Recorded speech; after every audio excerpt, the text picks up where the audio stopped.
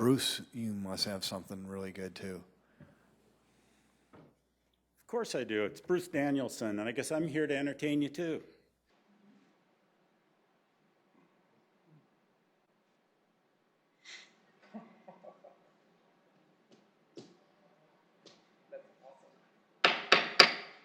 Good afternoon, everybody. We will call this November 18th informational meeting to order and start it off with City Council open discussion, if anybody has anything. It looks like we don't. So we'll go on to our first presentation. Director Pritchett with the October 2019 monthly financials. Welcome.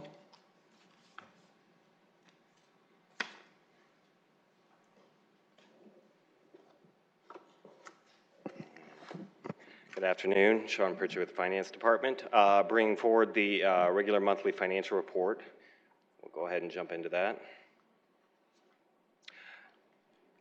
So as you can see with the economic indicators that we typically review as part of our financial report, continued strong employment and unemployment is still very low at 2.3%, down slightly from the 2.4% we saw last month. Nationally, unemployment continues to also remain low at about 3.3%. Labor force, you'll see a slight dip in the labor force and employment in September.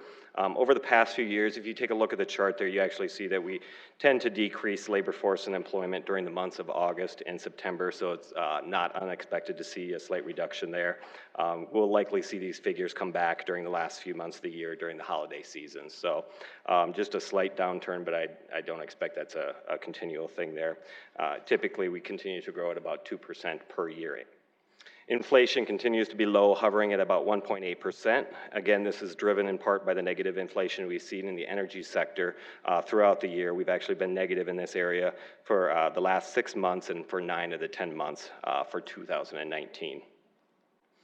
Some positive news as it relates to the year-to-date building valuations. We've had $696.3 million in building permit valuations through October of 2019. October was a big month for building permits. We had total valuation adding about $155 million in October alone. About $80 million of this increase was related to the issuance of the Jefferson High School permit, as well as additional permitting for the First Premier Bank location in downtown Sioux Falls.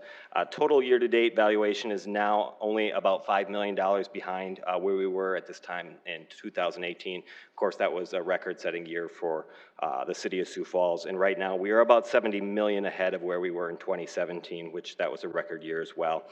So we'll continue to watch that closely here as we go through the last 2 months of the year.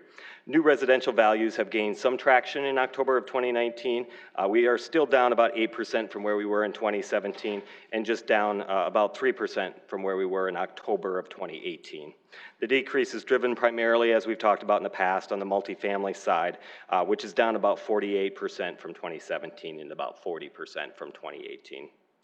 Manufacturing still seems to lag as well, but again, that's a very small fraction of our total building permit values on an annual basis. Office, institutional, and educational, which had been lagging up until October here, has now had a resurgence in October. We're now about $50 million ahead in this category, and again, that's going to be related to that high school and the First Premier headquarters that had been permitted. The other area you do see significant growth is in other commercial, and that's the strip malls, hotels, and restaurants. We are up nearly about $37 million, or about 45% up over last year in this particular category. On the housing permits, nothing really new here. Through October, there were 562 single-family units permitted, 543 multifamily, and 331 townhomes. Single-family continues to be down about 9% in terms of number of permits issued compared to the same time period last year. For apartments, we did have 126 that were permitted in October. If you remember back in September, I don't believe we had any permitted in that month. But we're still lagging behind where we were last year. In 2017, we had about 1,000 permits issued in the multifamily side. In 2018, we had about 900. So we're still hovering at slightly more than half of what we had in multifamily for last year. And townhomes and duplexes, they're down about 5% from 2018, but not a significant amount there. Sales tax collections continue to be remain strong and positive. We had 8.2% year-over-year growth for the month of October, and part of that was due to the fact that we had we did not see much growth in October of last year. The 12-month rolling average has improved to 6.2% through October. This compares to 5.5% last month. So that key indicator for us is a really important part for tracking. I do expect that in November we'll see this come down significantly on a month-to-month basis. You can see we grew 9% in November of last year. That'll be a figure that will be difficult and challenging for us to beat for this year, but we certainly appear to be on track for about 6% growth for the total year of 2019. And as far as entertainment tax collections, we had 3 months of kind of lagging growth, and from July through September, we did see that rebound somewhat in the month of October, where we had 4.2% growth. But if you look at October of last year, we had 4.2%. Essentially retraction of some sort during that particular month. So it's positive to see that go up, but I wouldn't overstate it. I think that hopefully we'll see some stronger growth going into November and December of this year. I think there's going to be a lot of activity in the community in terms of holiday shows and entertainment options that we'll hopefully see some strong figures coming in for the last 2 months of the year. As far as total revenues for the city, we are exactly on par with where we were last year. We've collected about 75% of our budgeted expectations through this portion of the year. If you look at page 1 of your detailed financial report, that'll give you more detail in per category. Certainly sales taxes and the growth that we've seen there has continued to carry us, keep us on par with what our expectations are. A couple of areas that appear to be lagging behind. If you see charges for goods and services, we're about 64% of budget expectations at this point. This compares to 68% last year and 81% the year before based on the budgets for that year. What we're really lacking here, again, we talked about this last month, but this is charges primarily for our health clinic. We had a budget of about $5 million of charges so far for the year, and budgeted, and we only are at about $2.9 million currently. Part of that does have to deal with some challenges in terms of staffing, but I think we are fully staffed now within that clinic, and may see some improvement here over the last couple of months of the year. The other area is in fine and forfeitures. We're about 67% of budget expectations compared to 87% last year at this time. Not a huge category here, but these we looked into the numbers a little bit, and it seems to be primarily driven by assessments for property type issues. So we're about $67,000 behind where we were last year at this time, but last year we saw significant growth in that particular category. So I don't think we see any major concerns there, but we'll continue to watch those closely as we continue through the last couple of months of the year. As far as expenditures, again, we're right on par with total expectations relative to last year. We're about 76% expended, with 83% of the year completed. And that compares favorably to where we were last year, where we were about 77% expended for the year. So no major concerns in this area. Certainly the highways and streets budget has been high throughout the year. That's driven by the snow removal expenses that we had earlier in the year. You did approve a $3 million conditional appropriation or supplemental appropriation last week, so that's not necessarily shown here, but would be taken into account in the event that those funds become necessary. And so far we've been doing pretty good for November, so we'll see how the rest of the year goes in terms of snow removal. Last month when we gave the financial presentation, there were some questions in regard to entertainment venues. So we thought we'd just take a few minutes to talk a little bit about how our venues are performing for this year, kind of walk you through that and just kind of give you a snapshot. Not going to go into a lot of depth, but I do want to kind of give you a little bit of an idea of how things are going so far for the year. The first one we're looking at is ASM Global Financials. So this would relate to the Event Center campus. It used to be SMG that managed it. They've changed their name through a merger and it's now referred to as ASM Global. As you can see, what I've decided to show here was revenue comparisons through September 2018 versus 2019, and then operating income. I could have showed expenses, but really we're looking at the bottom line of how they're performing in terms of overall operating income. So you can see, if we look through these specifically, the arena, we are seeing about 100,000 less in revenue. That's not unexpected with Augustana leaving and vacating use of that facility and then utilizing the Pentagon instead. But we're only up about $26,000 in losses. So we've assumed a loss was going to occur, at least as it relates to the arena itself. We've seen a moderate increase in that, but it hasn't been substantial overall. The convention center, we do see revenues are down about 180,000.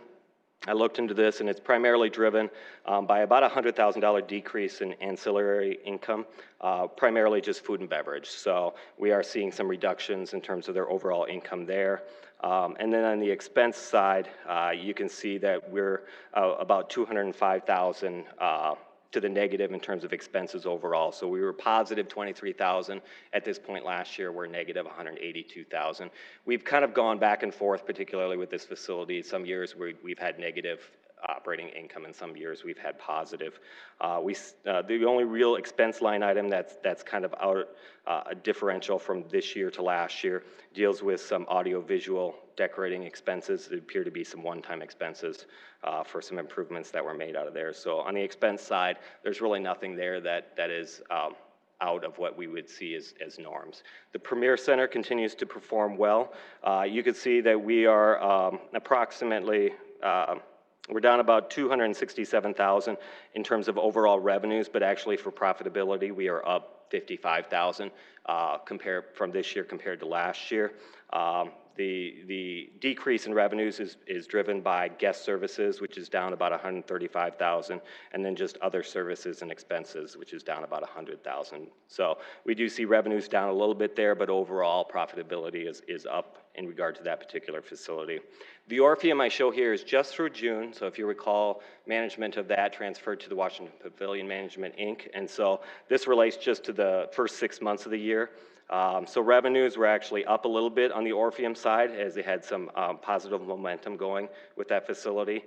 And then the overall loss, we've continued to take losses with this facility over time, and those have been budgeted losses, but they came down about $56,000 lower loss related to that. And then the baseball stadium, about with the same expectations that we've had for last year. We've had about $60,000 in revenue so far in accrued revenue, and about $168,000 in losses or operating losses related to that facility. One of the questions that came up at our last month's meeting was discussion about receivables and how those are handled. And so what I'm putting forward here is these are the receivables that are on the books for ASM Global that are in excess of $5,000 and more than 90 days past due. There's really just two there. The first is for the Sioux Falls Canaries. These relate to the ticket fees that should be by ordinance remitted to the city within 60 days of receipt. That hasn't typically been the practice in the past, and something that I've had conversations with the Canaries on.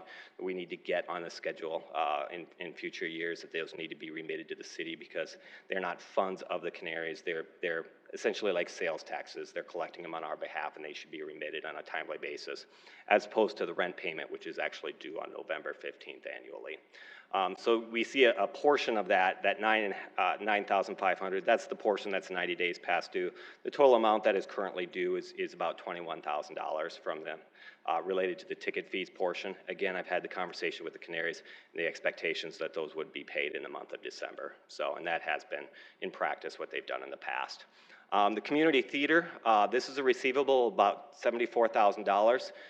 This accrued over time, and it really peaked at about $100,000 back in April of 2018, and it has come down significantly since then. What ASM Global has done with the community theater, and even though ASM does not manage the Orpheum Theater any longer, they continue to hold this as a receivable. So right now the arrangement is that they will pay about $1,000 a month, which they have made good on in every month, paying this receivable down. In talking with the management at ASM Global, they will revisit this on an annualized basis. The hope is to increase the amount that we're able to get paid down so that this doesn't hang out there for years and years.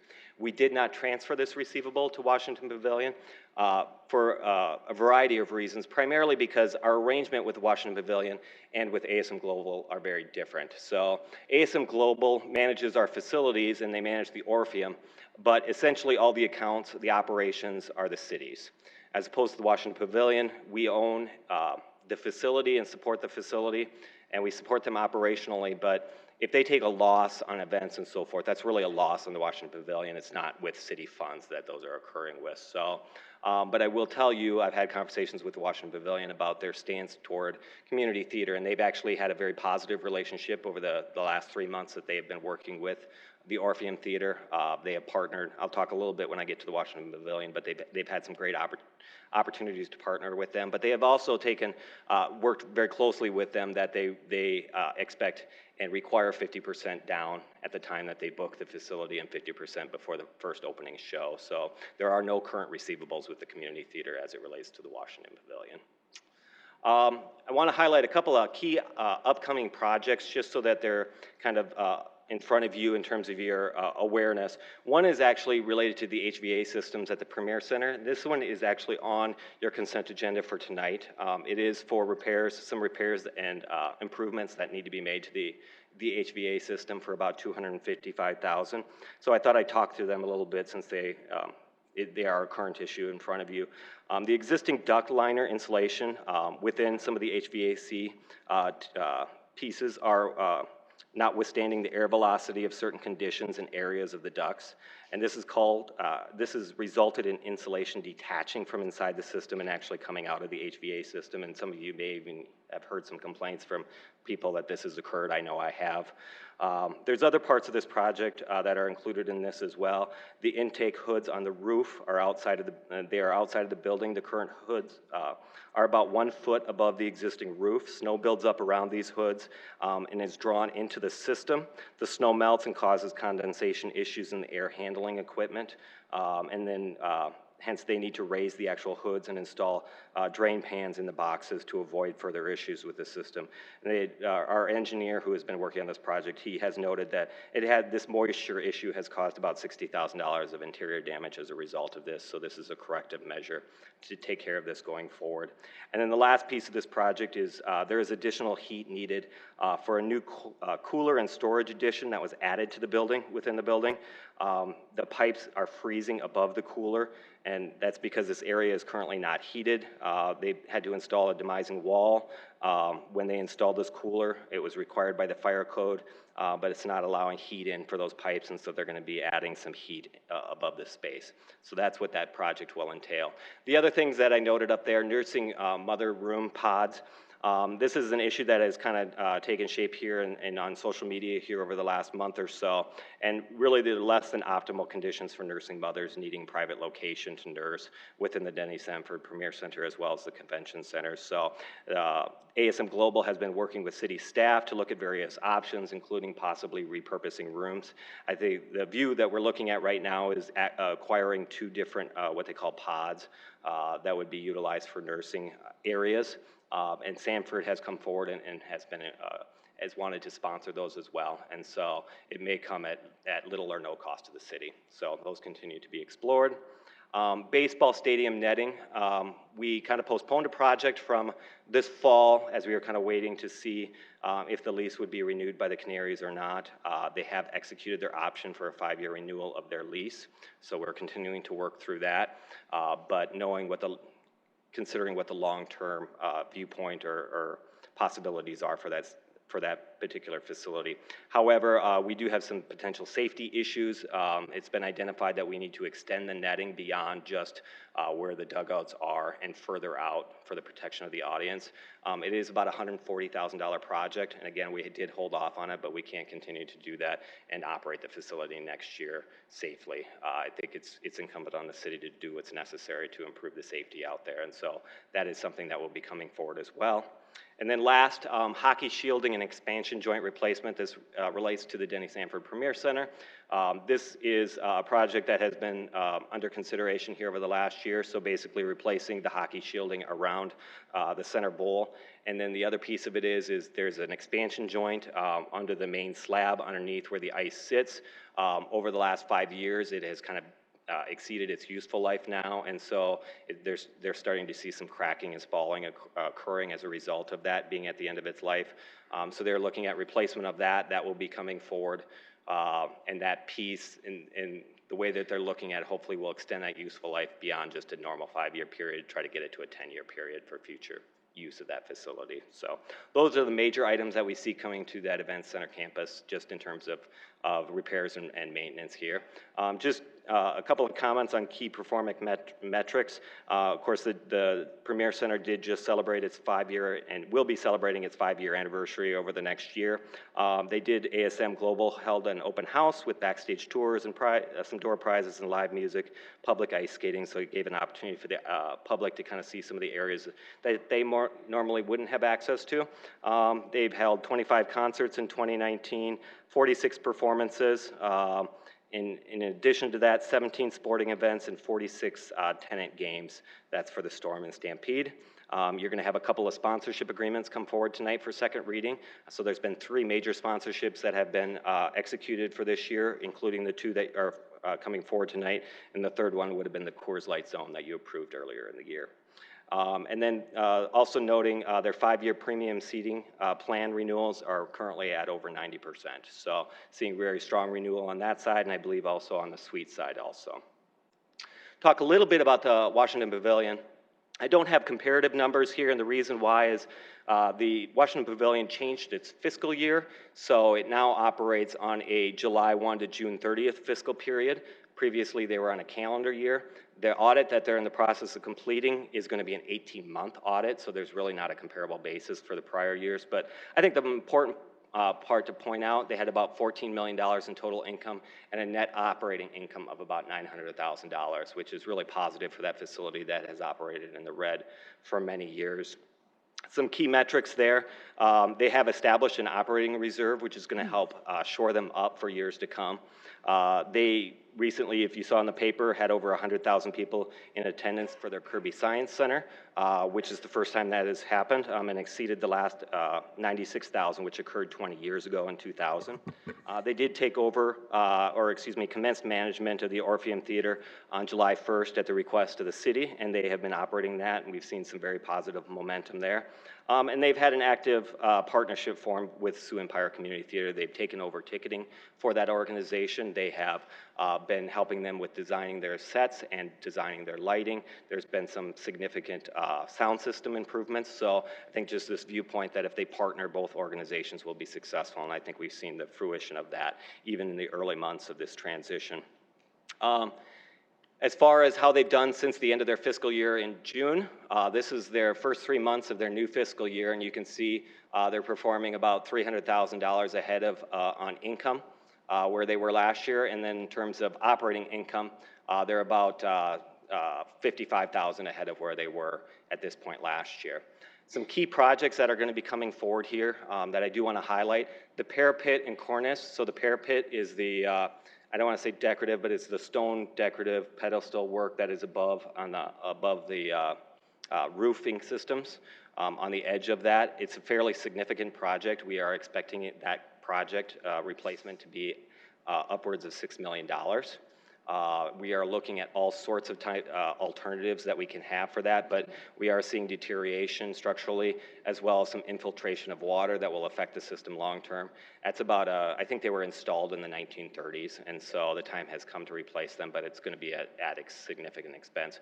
We will probably schedule a specific informational with you to talk about this particular project. That might be as early as December or maybe early part of next year, but we are looking at every possible alternative to reduce costs in regarding to that project, because it is a significant one. The boiler and chillers, the year of the boiler, so we do have boilers expected to be replaced at the Pavilion and Orpheum, and a chiller at the Pavilion, so those are significant. And then new exhibits, we're kind of in the final stretch, I believe, for the Pavilion in selecting the vendor that they plan to work with. We had about $710,000 budget for replacement of the exhibits on the South Dakota floor, and then some fill-ins on the rest of the floor, so this would be kind of an ag-specific exhibit, and they're pretty excited about some of the creative ideas that they've received for that, so that will be the other major initiative that comes forward. With that, I'm happy to answer any questions you have. All right, thank you. Councilor Erickson. Thank you. I have several questions, but I'll just start out with a couple. Thanks for the presentation leading up through the budget time. You always do a very thorough job of adding that and the rolling information is super helpful too. So good news on the sales tax side. Obviously, last month I asked about the entertainment venues. So thank you for bringing this forward. First of all, thank you for breaking out the facilities. I know Councilor Starr, as well as a few others, have constantly asked for, hey, don't just tell us we're operating this way. Give us the breakdowns per area and function, and we can add them all together. And so that's super helpful for you doing that, and I appreciate just kind of knowing where each facility really is. So thank you for that. This is gold, I would say, with this area. It is a little concerning to see the stadium continue to decline. This isn't anything about the administration or you or anyone, but we've got to figure out something with that. It just is frustrating when we've taken tours as a council and others, and it's been less than taken care of, we'll say, from time to time when we've gone through there. And to sink another $140,000 in there is really, you know, plug your nose and swallow it, I guess. I don't know what else more you can do. I know the industry and sports is trying to look at ways to making all of it safer, from hockey to baseball, and the MLB is doing this in all of their big stadiums as well. So I get the need. It just stinks having to invest a bunch of money in a facility that's not even bringing in that much revenue. I mean, it will take us 3 years to pay for that. I mean, it's just kind of, or longer. So that's tough. As far as the ticket sales, Councilor Kiley and myself were involved back in the day when this kind of came up, just for everyone's, it got behind just because they didn't realize that it needed to be remitted, and there was a bunch of stuff that happened with it. And so it wasn't, it was unfortunate, but I understand why that's there. It's not happened overnight. This has been ongoing for, I mean, many years. I want to say 8, 9 years. And so to get that caught up is important, as well as the community theater. And it's encouraging to know that there's just those two out there, that we don't have a list of 20, 30 people that from, I mean, weddings can be very expensive. And so just thinking along those lines, it's nice to see that in there. The other question with the pavilion, I'm grateful that that's operating in the way it is, the partnership between the Sioux Empire Community Theater. There was always an Orpheum board before, and with all this change with it, the pavilion has their own board. Does it make sense to keep an Orpheum board or not? Can you talk a little bit about what our plan is with that board, or if that will dissipate? We've continued meeting with the remaining members of the Orpheum board, and to be fair, I say remaining members because that's a board of 9 people that's been around, and it is established in ordinance. We had 2 members that termed out this year that could not be reappointed. We had 2 other members that could be reappointed and chose not to pursue that. And we had 2 other members that chose to leave the Orpheum board. And with that, so we're actually down to 3 members on that board right now. We can't even constitute a quorum on that board. There's also some duplication with this moving to the Washington Pavilion. The Washington Pavilion has a number of advisory boards that they have for their organization, and one of them is the Performing Arts Board. And so there is just a lot of duplication between what they would be saying to the Orpheum board versus their Performing Arts Board. So we've been having conversations around, you know, do we just meet at the same time so we're not duplicating everybody's efforts there, or is there a point at which we just reassess the future role of the Orpheum board and whether it needs to continue at this point, and whether those responsibilities essentially are being covered by the pavilion's Performing Arts Board anyway. Right. And so those conversations are ongoing, but it's part of kind of a broader effort from the administration of really assessing what the roles of these boards are, and if they're not playing a key role, you know, are we meeting just to meet?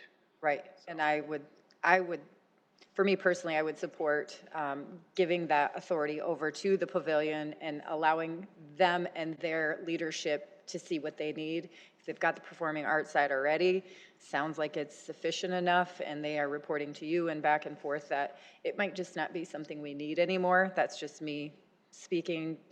I'm not a person to meet for the sake of meeting either, though, so if it can be handled with an email, send an email. But I certainly would be in support of maybe letting that fizzle out because it's already being handled. Just a thought. My one question that I will say, because I guess I had more statements than questions, is what is the collection policy for these third-party facilities? So for example, if someone is getting behind 60 days and they want to book again or whatever it might be, how is that done? And we obviously trust them to do what they do, but just having that policy in place is really important for me. That's a good question, and I know you had asked that last month, and I meant to cover that in my notes and comments, and I skipped it. I talked to both ASM Global as well as the Washington Pavilion, kind of what their philosophy is. They attempt to collect for as long as they can on those notes. So let's say, take the community theater one. That's a little bit of a different animal per se, because it is a significantly large one, but you also have a nonprofit organization. So you are trying to work, it's kind of a work down situation, so that you take that approach differently to try to bring back those payments in over time and yet continue to support the organization. But as far as their other miscellaneous receivables that they have over time, they continue to collect until basically they can't get any communication or response back from those particular entities. And then, and this, I believe from my conversations with the Pavilion, takes the same stance, then eventually they turn them over to collections. There's not a high expectation that they will recoup that after that point. But I did have a conversation with ASM Global, which has basically stated, you know, if they had to write somebody off, that they either have to pay off what they were due in full if they ever wanted to use the facility again, and prepay the next time that they would utilize the facilities so that they don't end up in the same situation. Right. And that makes sense to me, because essentially what it does is I mean, it's not my business, it's the taxpayers' facility, and so if we're just gonna let them do it for free or whatever, or just write it off, then they should be the facility should be made whole. Just otherwise, it's a kind of a workaround for a subsidy, in my opinion. But good to know what their policy is moving forward. So thank you. I appreciate you adding that. I know it was a little bit different than what we report in other months. So just good information. And I should point out, Mike Cruz and Jim Johnson are here from ASM Global. I think Darren Smith is here from Washington Pavilion. So if they have questions I can't answer, they're here to answer them as well. Councilor Staley? I have three things. First of all, way back, before we saw your face here, 2017, we had this devastating sales tax growth issue. And what we were always told in that conversation was that a big chunk of the problem was the farm economy. And a lot of us, I think, were kind of enlightened that farm economy, the farm world around us had such a huge impact on what happened in Sioux Falls with our sales tax. And so what I'm wondering is that now that we are seeing this buoyant, rising sales tax growth, how can that be happening when actually what we're hearing about the farm economy is worse than ever? So do you have any perspective on that? And I know I'm throwing that at you, and you weren't, of course, standing there in those past years telling us that farm economy was what was the cause of this. And I don't know directly, you know, looking back at that, if that's what was occurring. I don't doubt that had some impact. But we have to remember the farm economy has been bad for years. And so at some point you remove the impact of positive impact from the farm economy, and at some point it's just so bad. And it has gotten worse for the farmers in this year. But when you kind of already absorbed, I guess, I think somewhat the negative aspects of what has occurred with the farm economy, and it's already kind of worked its way through the system. And now what we're seeing is the growth from, I guess, a more diversified Sioux Falls economy, in addition to some online sales taxes that we're now. The online ad, yes, but we don't really have a tool in place to track the direct relationship farm purchases have in Sioux Falls, do we? No. Unless you were going to go to a farm tractor store. Correct. Like a But farm. I think we can look, you know, and I don't know what it would look like 3 or 4 years ago when we were seeing pretty low growth rates on the sales taxes. But if you look for what Sioux Falls looks like now versus when I was a child, and you see we were far more dependent maybe on the ag economy. We had the livestock auction here. We had a lot of multiple dealers here that were bringing in a lot of ag income into the community. And there's less and less of that now, and we have a more diversified, I'd say, economy than we did back then. Right, but I will tell you, if we went back and looked at the tapes, we'll remember farm purchases was a big topic at that time. Second thing, Councilor Erickson was bringing up the stadium, and I was wondering, and she was talking about putting more money into that. Where are we at with that task force recommendation that we had? I believe they're going to be presenting here in the next, I had to say the events task force. I can't recall what the specified date is, but I believe there's actually a special presentation coming in for you. Kurt Sale, do you know Councilor Sale? Oh, It's coming up though soon, I believe. because is that going to have some kind of recommendation for the stadium? I think it's more of a report on what came up from the events task force, but now they're kind of in a master planning mode as to what the recommendations, how would they be moved forward and in what way? Okay, and then the last thing is, can you go back to slide 13? Now, let me just, from what I heard you say, is that this is concerning to me when we figure that the event center is 5 years old. And I'm thinking that if I tell the public, you didn't report that here, but our bond payment on the event center per year is between 9 and 10 million. That's be accurate. So we're still paying for this thing, which will be another maybe 15 years. I believe so, Yeah. yeah. So under the HVAC system, I can tell the public, and I'm going to, just for transparency's sake, because the cell phone usage at our meetings, of course, has been a topic. I am going to take a picture of that slide and share it on Facebook, just so everybody knows what I'm doing. I'm using the slide because that tends to transfer much better than just taking a picture of the paper copy that we get. But just to let the public know that we're going to be spending $250,000 because we've got a problem and correct me if I'm saying this inaccurately, but the duct repair on our system, and I know a citizen did send me a picture of this stuff coming out of the ceiling at the event center, which is a little concerning on our newer building. But was there more? You mentioned a few things there. Is that $250,000 the total cost, or was? For those three distinct areas, and I don't know the breakdown between the three, so it did involve the HVAC ductwork where the insulation was coming out. The other is the condensation issue with the piping coming into the facility and needing to raise that because snow is melting and coming into the facility. And the third is because a cooler was installed, and that was after original construction. I can't recall when they were there, but we have some pipes freezing over and above that. That's all interior, but it's because of code, we had to put a wall in, and now we just need to install some heaters. But I don't know off the top of my head what the breakdown is between the three of those projects. Okay. Thank you so much. Anybody else with questions? Councilor Sale? Thank you. First off, to Councilor Staley's question about the baseball stadium, the declining revenue that we see is one of the reasons that the event task force recommended that they find a private entity to work for a baseball stadium, and at that time that the city could get out of the baseball stadium business, or maybe a public-private partnership to that happen.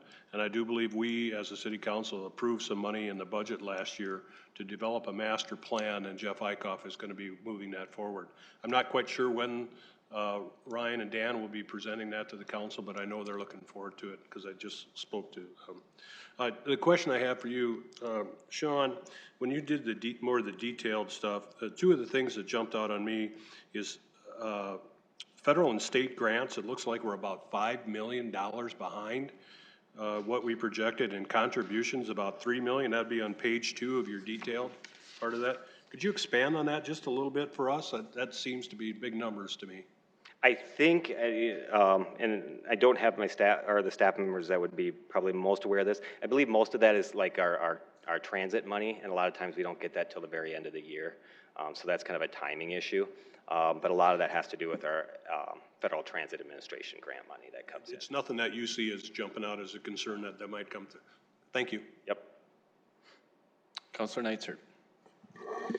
I may have a question, just a few observations as I kind of went through this. The first is, there had been a perception out there, I think among some, that whether or not there had been a quote-unquote a slowdown at the event center, but looking at the numbers, the raw numbers, obviously, we're still booking about as many events, bringing in about the same amount of revenue. I think a lot of times it might be, well, first of all, when you have names like McCartney in one year, that's a huge marquee name. And then I think for a lot of us, it really probably depends on what's being booked. Because if you have a ton of certain types of acts come through and it's not my genre, well, then I may perceive that I may not, that there isn't as much there. But I will say I was very excited for Journey and got my tickets. So they were great last year as well. What is guest services? You mentioned guest services revenue was down? Is that like I'm probably going to ask, I don't know if Mike or Jim can speak to that, what you code under guest services? On the revenue side, though? Yes. The same thing, so it's mostly a revenue in and out? Is that what you're saying? Okay. So it might be more of an in and out type of, so you're saying it's related to staffing? Yes, billable staffing. So reimbursement for staffing that's at different events? Okay. So can you give an example of what that might look like? Are you talking about like if the Stampede or somebody is playing there, you're staffing the event? Certain contracts require a smaller rental amount, and then they're billed staffing in addition to that. So, why don't we just have him come up and speak to it if you wouldn't mind? Then everybody hears it.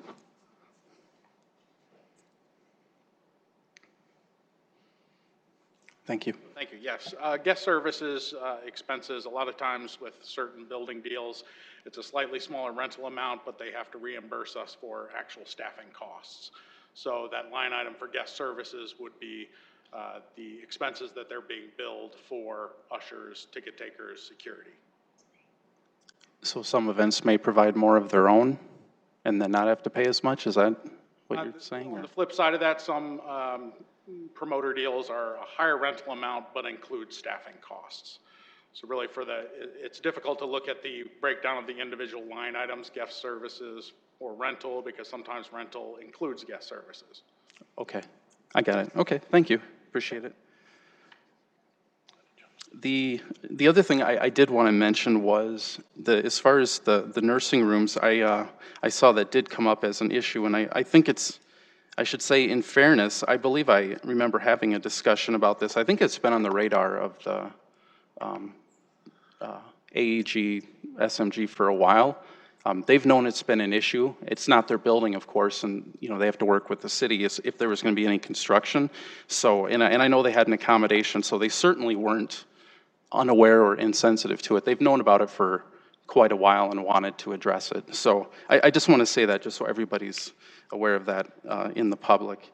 And then the other thing I will say is I can't really speak so much for the HVAC issue specifically, but we do hear some of these big numbers, but I do want to point out that something that I think we all have to always remember is that buildings require maintenance, and kind of a wet finger is maybe 1% of the value of the building is what you should be putting into your building a year to keep it maintained, keep it up. And if you're talking about a $100 million building, it wouldn't be out of line to spend $1 or $2 million a year just in maintenance and replacement. So some of these things that they're coming up at the 5-year mark just have to be done, and it's not an indication that there's anything wrong with the building or anything else.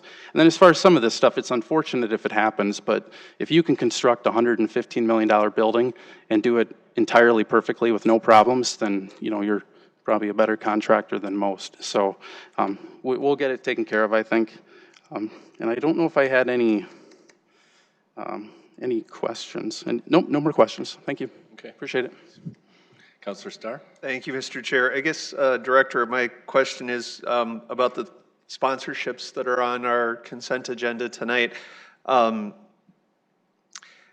do we sell those? Who's responsible? And then being a commission guy, is there commissions that go with that, or what is our agreement to sell those sponsorships?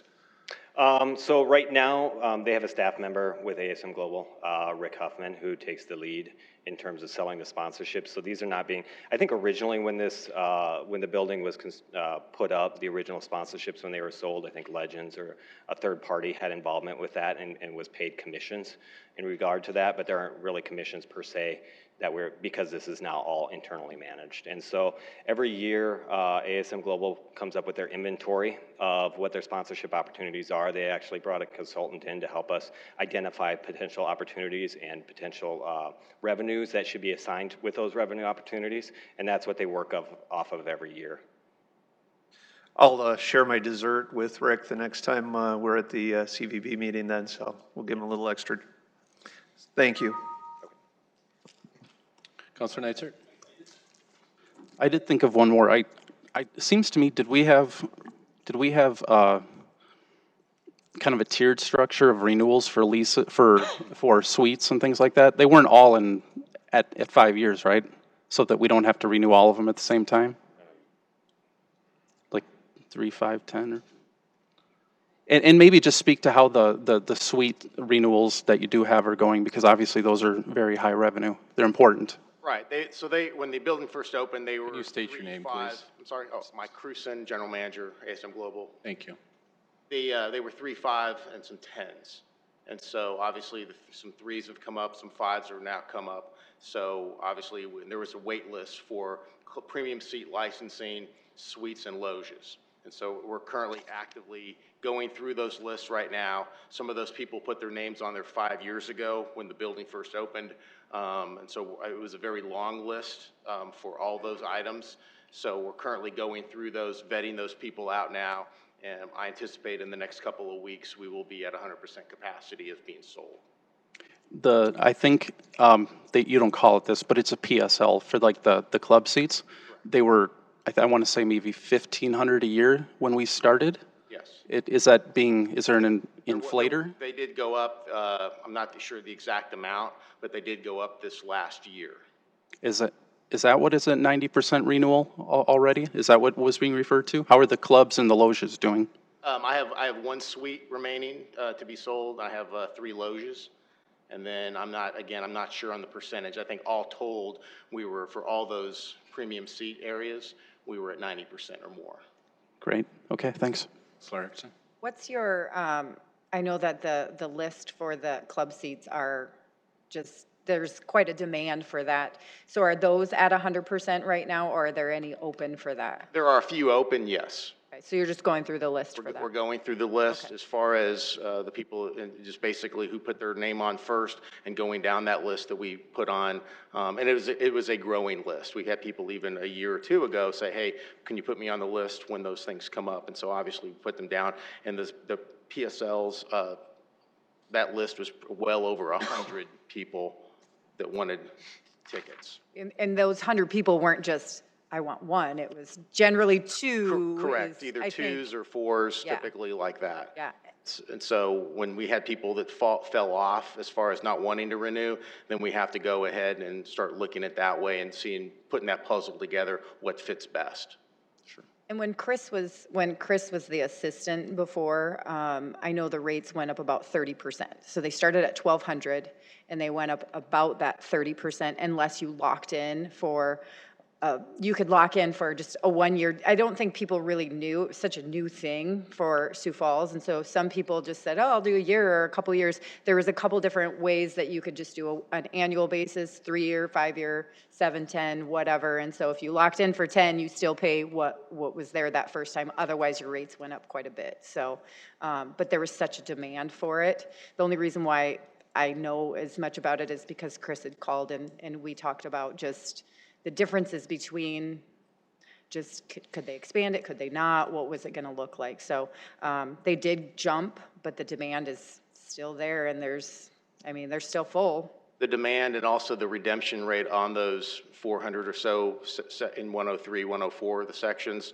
as far as when we do announce a show, as far as the percentage that those people are actually buying the tickets is extremely high. It's well over 90% that they're grabbing those tickets. And then anything that goes past that period, those 2 days or so that they have, then those tickets go out on sale to the open public, is when we do our regular on sales.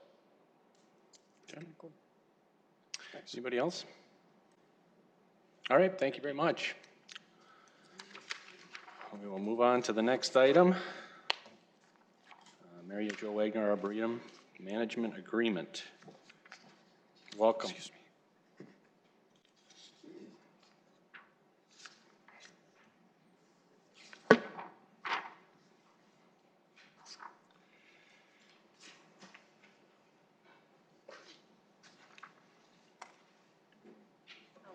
get your slides.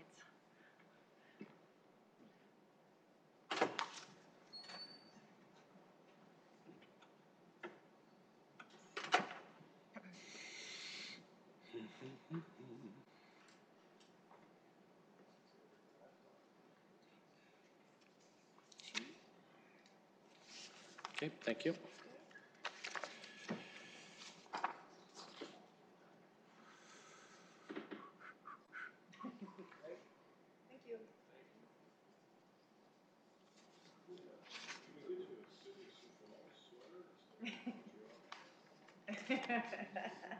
Well played.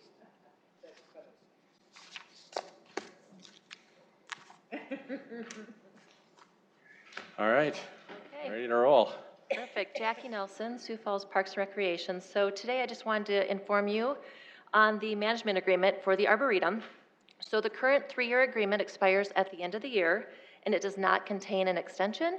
Therefore, we're having to look into a new agreement going forward for 2020. So the new agreement will be a 1-year term beginning January 1st of 2020, expiring December 31st of 2020.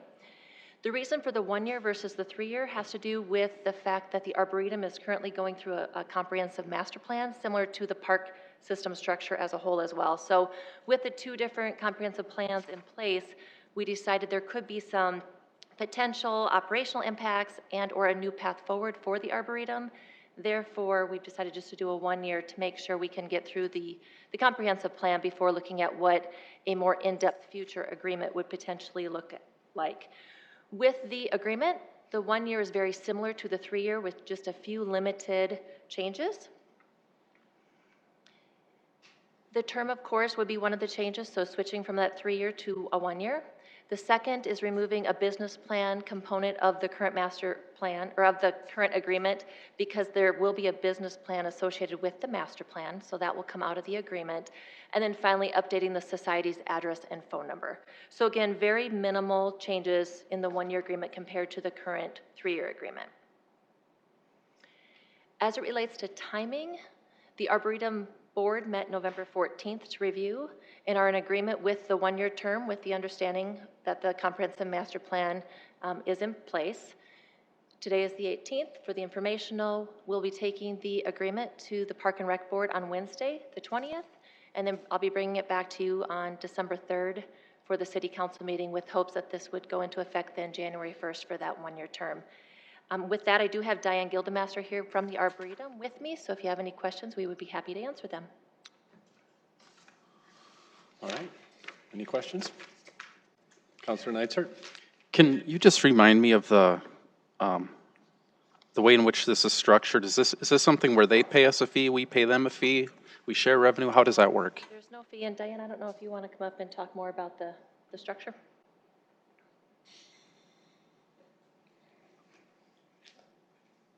Hello, my name is Diane Gildemaster, and I'm the Executive Director at the Arboretum.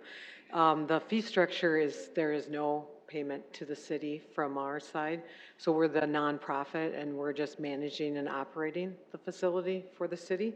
So, and then we're also raising money for sustainable operations and build out of future master plan gardens.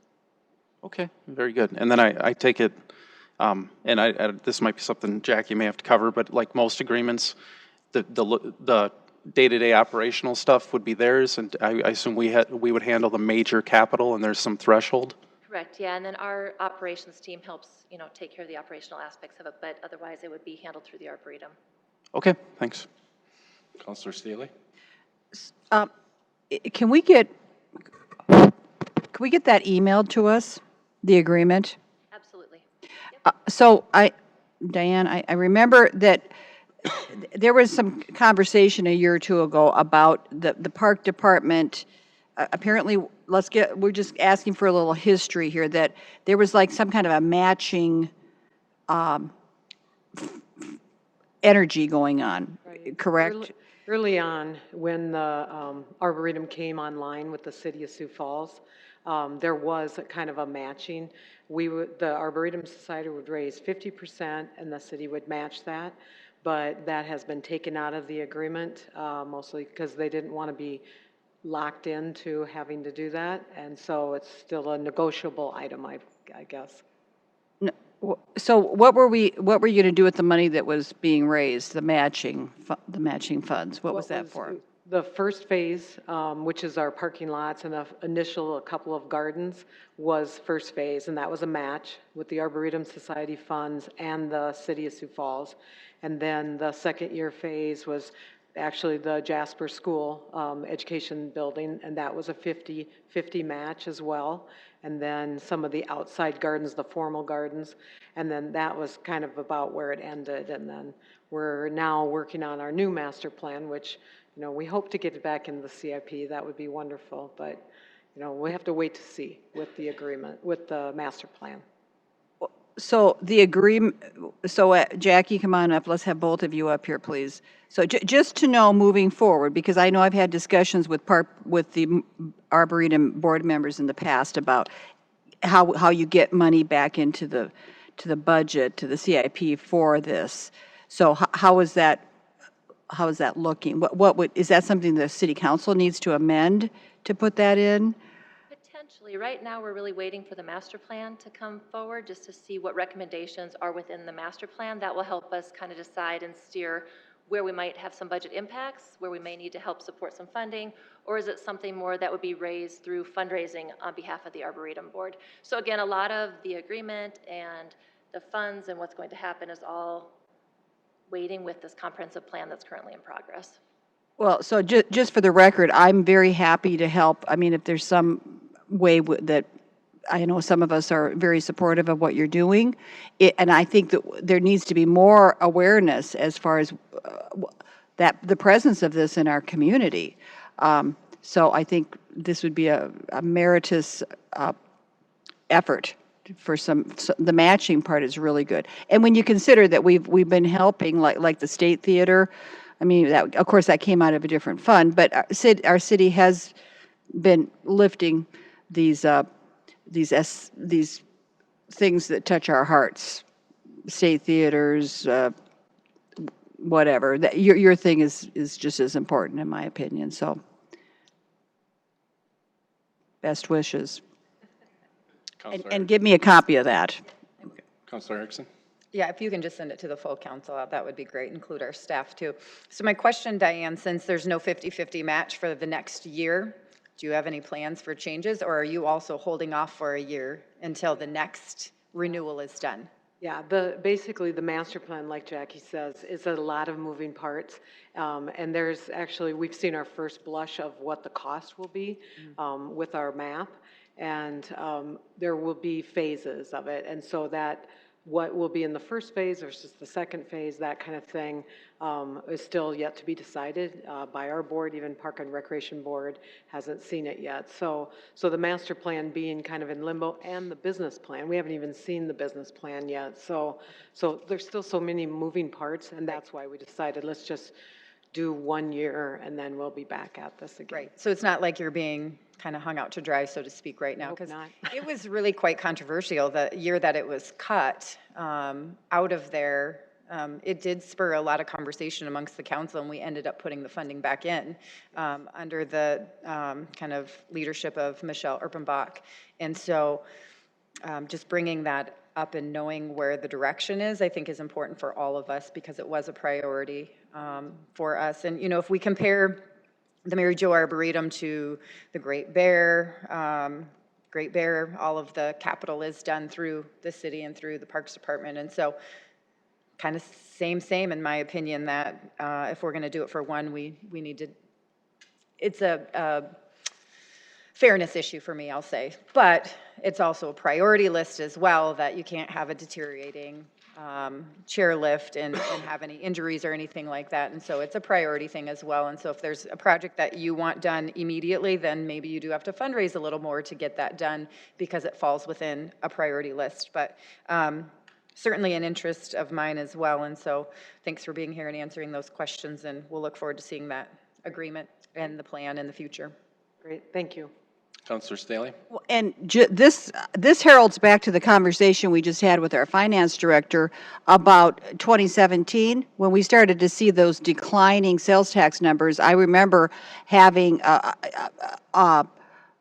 almost a trial with the nonprofits, having them come forward and have to tell us why they had relevance within our budget. And some of them didn't escape, they didn't make it. So now more than ever, we're seeing that we're having an uptick in that sales tax growth. And speaking of capital projects, it was kind of slipping my mind. I'm glad that Councilor Erickson just talked about Great Bear, but also excitingly, we're going to have a presentation on the 14th of, I believe, January with the Skateboard Association. Here we're listening to their concerns, and the park department is putting together a master plan for a new skateboard park somewhere in our community. So we're doing these kind of uplift things all over the place. So hopefully you'll be serviced as well. Anybody else have any questions? Looks like we're good to go. All right. Thank you. All right, next item. Special events ordinance and Levitt at the Falls update. TJ? Well, good afternoon, Council. TJ Nelson, Deputy Chief of Staff in the Mayor's Office. Here today to introduce a proposal regarding the special events ordinance that is on the books, as well as the fees for events in Chapter 95 of the city ordinance for our parks.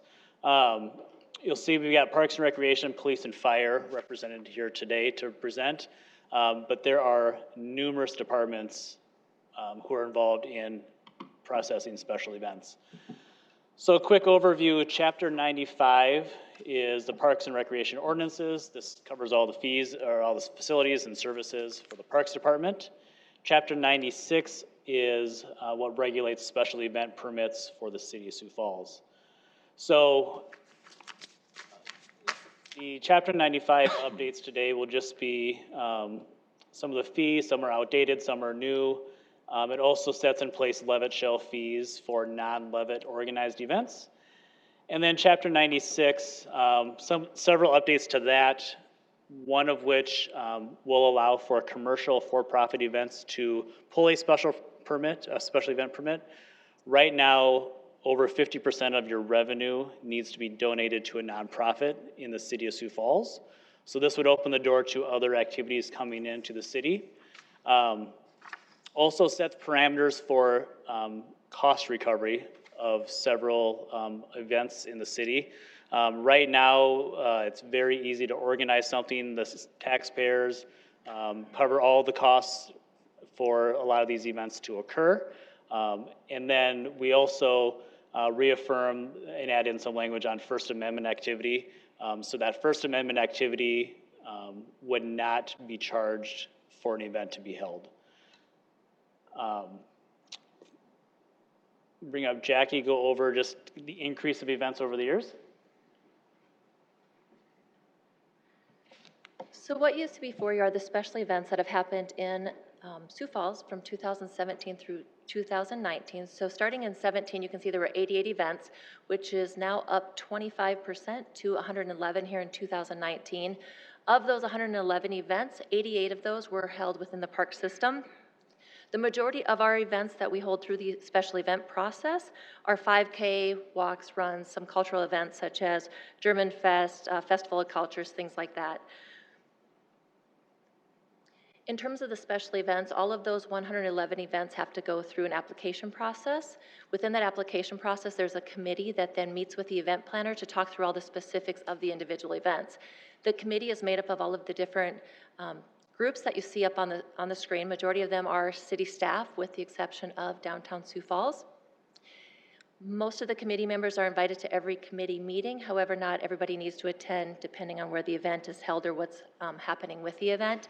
Just to give you some clarity on what some of the different groups do here, risk management, for instance, they are a part of this committee because they're looking at severe weather policies and insurance. Police, of course, would look at security in streets. Health looks at sound and smoking, food inspections. and then Parks and Rec, we look at the whole host of everything else that's going on in the park. So we have a pretty extensive checklist that the committee walks through with each of the event planners to make sure all the events are meeting the right permits, meeting the right ordinances and rules within the city, as well as being safe for our residents here in Sioux Falls. And with that, I will turn it over to our police.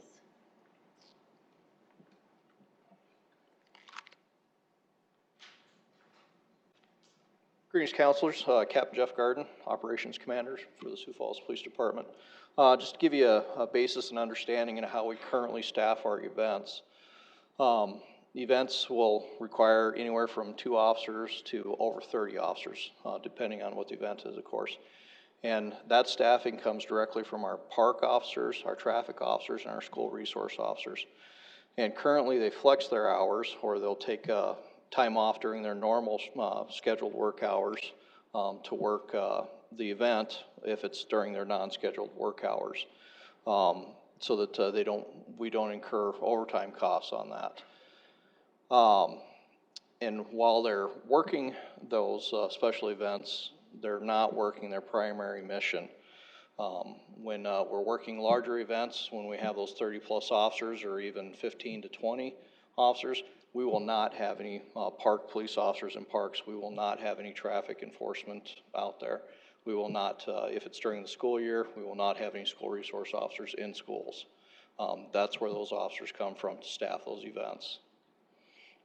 And currently, with flexing and the way that we're staffing that, we're at a critical mass where we are no longer meeting our primary mission of those 3 units. Current police staffing for events, there's a historical 2017 through 2019. We have a run sheet, we call it, that we keep in our special events sergeant's office. And it allows everybody to get a visual firsthand of where they're at for the year and what the planning is for coming up. And this is just specifically for our special events for the year. This doesn't include the 52 assemblies, parades, and escorts that we've done also. So this is just a quick visual of what our officers' year looks like post outside of what their primary assignment is.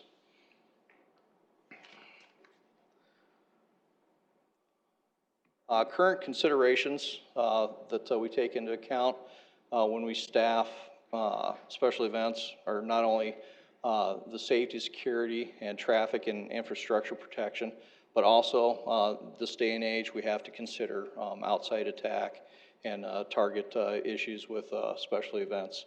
Some very basic ones within the United States that everybody should be familiar with. Boston, Las Vegas, and then Martin Luther King March in Spokane, where there are a number of improvised explosive devices planted. Another major consideration that we have is the health and the welfare of our officers. From spring through fall, weekly we are changing their schedule. It affects them, it affects their families. It has a negative impact on them, and we would like to counter that and remedy, improve their quality of life if we can. So, and with that, I'll give it to Sioux Falls Fire.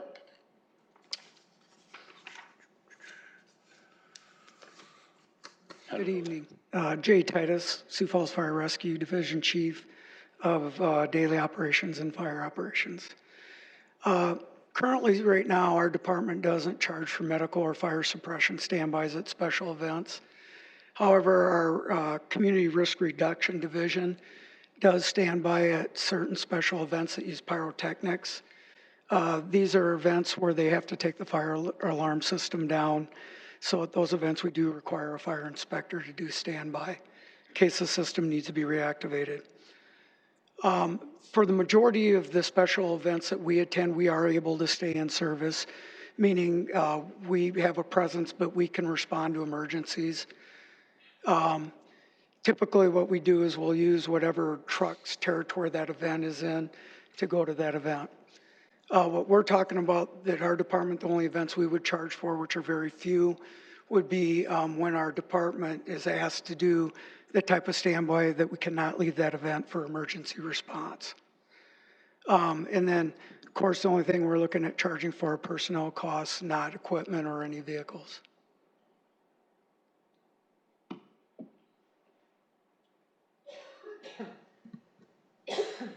So what you see on the screen now is, I know several of you always ask us, well, what are other cities doing when it comes to this particular situation? So we took the list of the cities the council likes to compare, as well as these are CVB communities, as well as communities that the administration uses to compare ourselves to. And of those 21 communities, only Rapid City is not seeking cost recovery for police protection for these events. So all these other 20 cities at one point sat in the same seat you are, where they had to ask themselves, who should pay for this event to be safe and successful? The entirety of the taxpayers or the organizers of these events? We are bringing this proposal because we believe that we need to have this discussion and consider the cost recovery, especially for our police, which is quite a financial resource for the department. Now, there's also a clause in this, I should back up. So for the cost recovery for police, what we are looking for and for fire is the overtime cost plus pension plus their Medicare, Social Security cost, which is about $70 or so per hour. That is in line with what the overwhelming majority of other communities do as well for their cost recovery models. Now, there is also a clause in the draft ordinance, which I hope to get to you soon this week, that grandfathers any events that have existed annually for 3 years or more. We would also not charge for 2 officers for the first 2 hours of an event. So your typical 5K on the bike trail, where an officer comes, checks in, clears, makes sure the trail is clear, they're not going to be charged. But of the existing events, these 14 would be the events that would be grandfathered in and start seeing some of these future costs for their events. So the list is there in front of you. Total hours for these is about 1,800 per year, with a cost to the taxpayers of over $125,000. So with that, we're going to pivot to Chapter 95 and the park fees.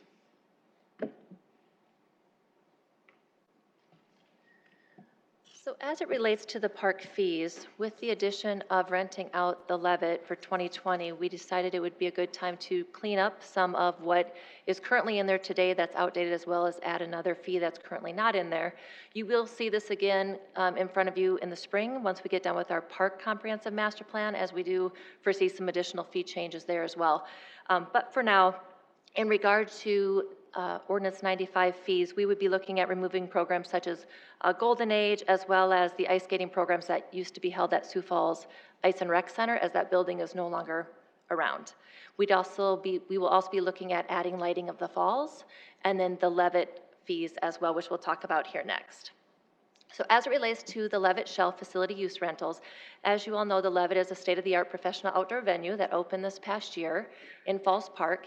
It's a 3-way partnership between the city, the local nonprofit Friends of Levitt Sioux Falls, and the National Mortimer and Mimi Levitt Foundation.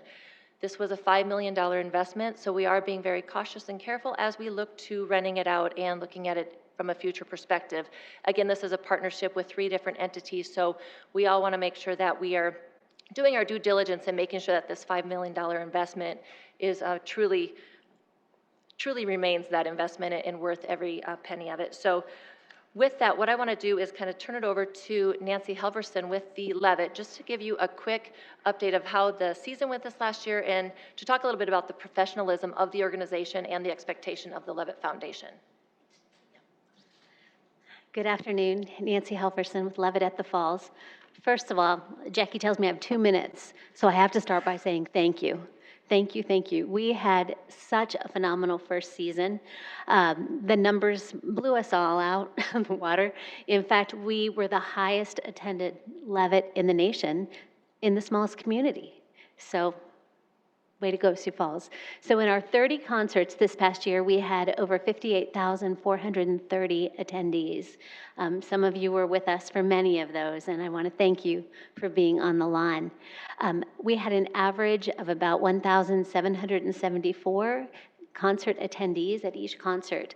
Now, my colleagues across the nation, before we started all this, they said, now don't be upset if you have 200 or 300 people on your lawn.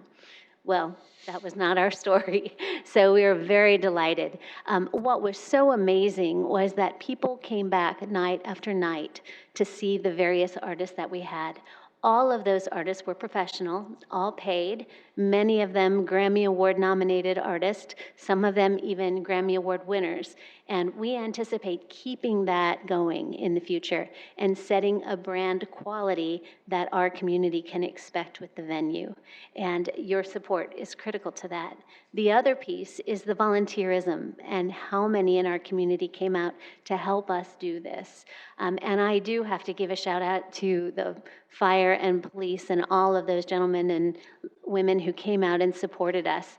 We did hire a private security firm for the majority of our concerts, but when we needed them, when we knew that Corey and the Fireflies was going to have over 6,000 people there, they came out to support us, and I'm so grateful for that. So thank you. We look forward to many years to come bringing more professional quality artists to our community.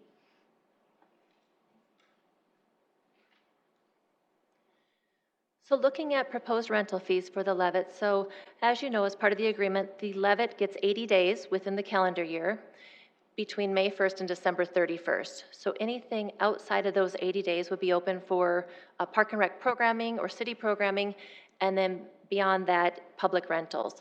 So what we're looking at, it would be public rentals on a first-come, first-served basis, scheduled through the Parks and Rec Department. So very similar to the special event application, how that goes through Parks and Rec, this Levitt application would go through Parks and Recreation as well. What we're basing our fees off of would be the $1 to $499 at $600, up to an attendance of $4,000 to $5,000 at $3,500 for the rental space. That would be for the day, not per hour or per any limited hours, but for the day. Additional fees may apply depending on what type of permits may be needed, as well as sound and lighting. In regard to these fees and justifications behind them and where we got them from, we pulled a bunch of different regional venues that are very similar in scope. Again, looking at the professional side of things, looking at venues that have lawn seating, and I just wanted to put 3 up on this slide that were fairly comparable that I thought were good representation. So the first one is the Levitt in Arlington, Texas. This is the Levitt that the Levitt Foundation has really steered us to mirror and follow after and ask our questions to.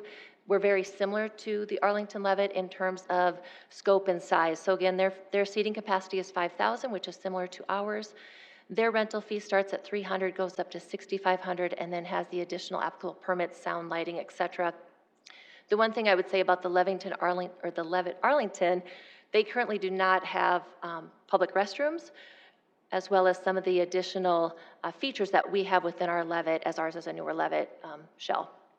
The middle picture is the Pinewood Bowl in Lincoln, Nebraska. Again, seating capacity 5,500, very comparable. They do charge a $100 application fee and then $100 per hour with a minimum of 6 hours. So you're looking at $700 there, starting again with applicable permits, sound and lighting, as it relates to the city of Lincoln, Nebraska.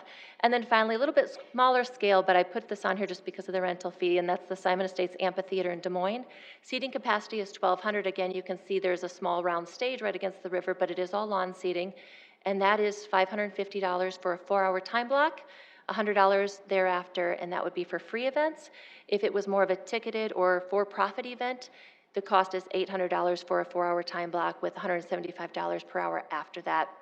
And again, there too, they do have the applicable permits, sound, lighting, additional fees as well, and no restrooms and or similar type food or staging areas.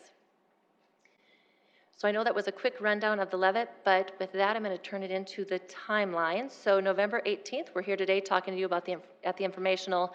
We will be taking these proposed fees to the Park and Rec Board on Wednesday, the 20th. With first reading back to you on December 3rd, second reading December 10th, and then everything hopefully all a go January 1st. And now I will open it up for questions as we have a whole group of us here to answer them. Sounds good. Thank you very much. Councilor Neitzer. First question, for the events ordinance, take an event that goes only on city streets and/or city sidewalks. It's not in a park. Does the ordinance apply? And then the same question if it happens to, I'm sorry, if it's in a park. Let's talk about both examples. The first would be like a 5K where they're just running on the city streets as an Sure, example. the city ordinance would cover exclusive use of streets, sidewalks, things of that much as it does for exclusive use of a park.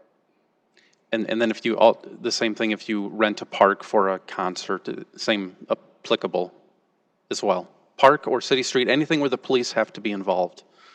Would that fall under the special event ordinance? Yeah, that's Yes, it's mine. yes.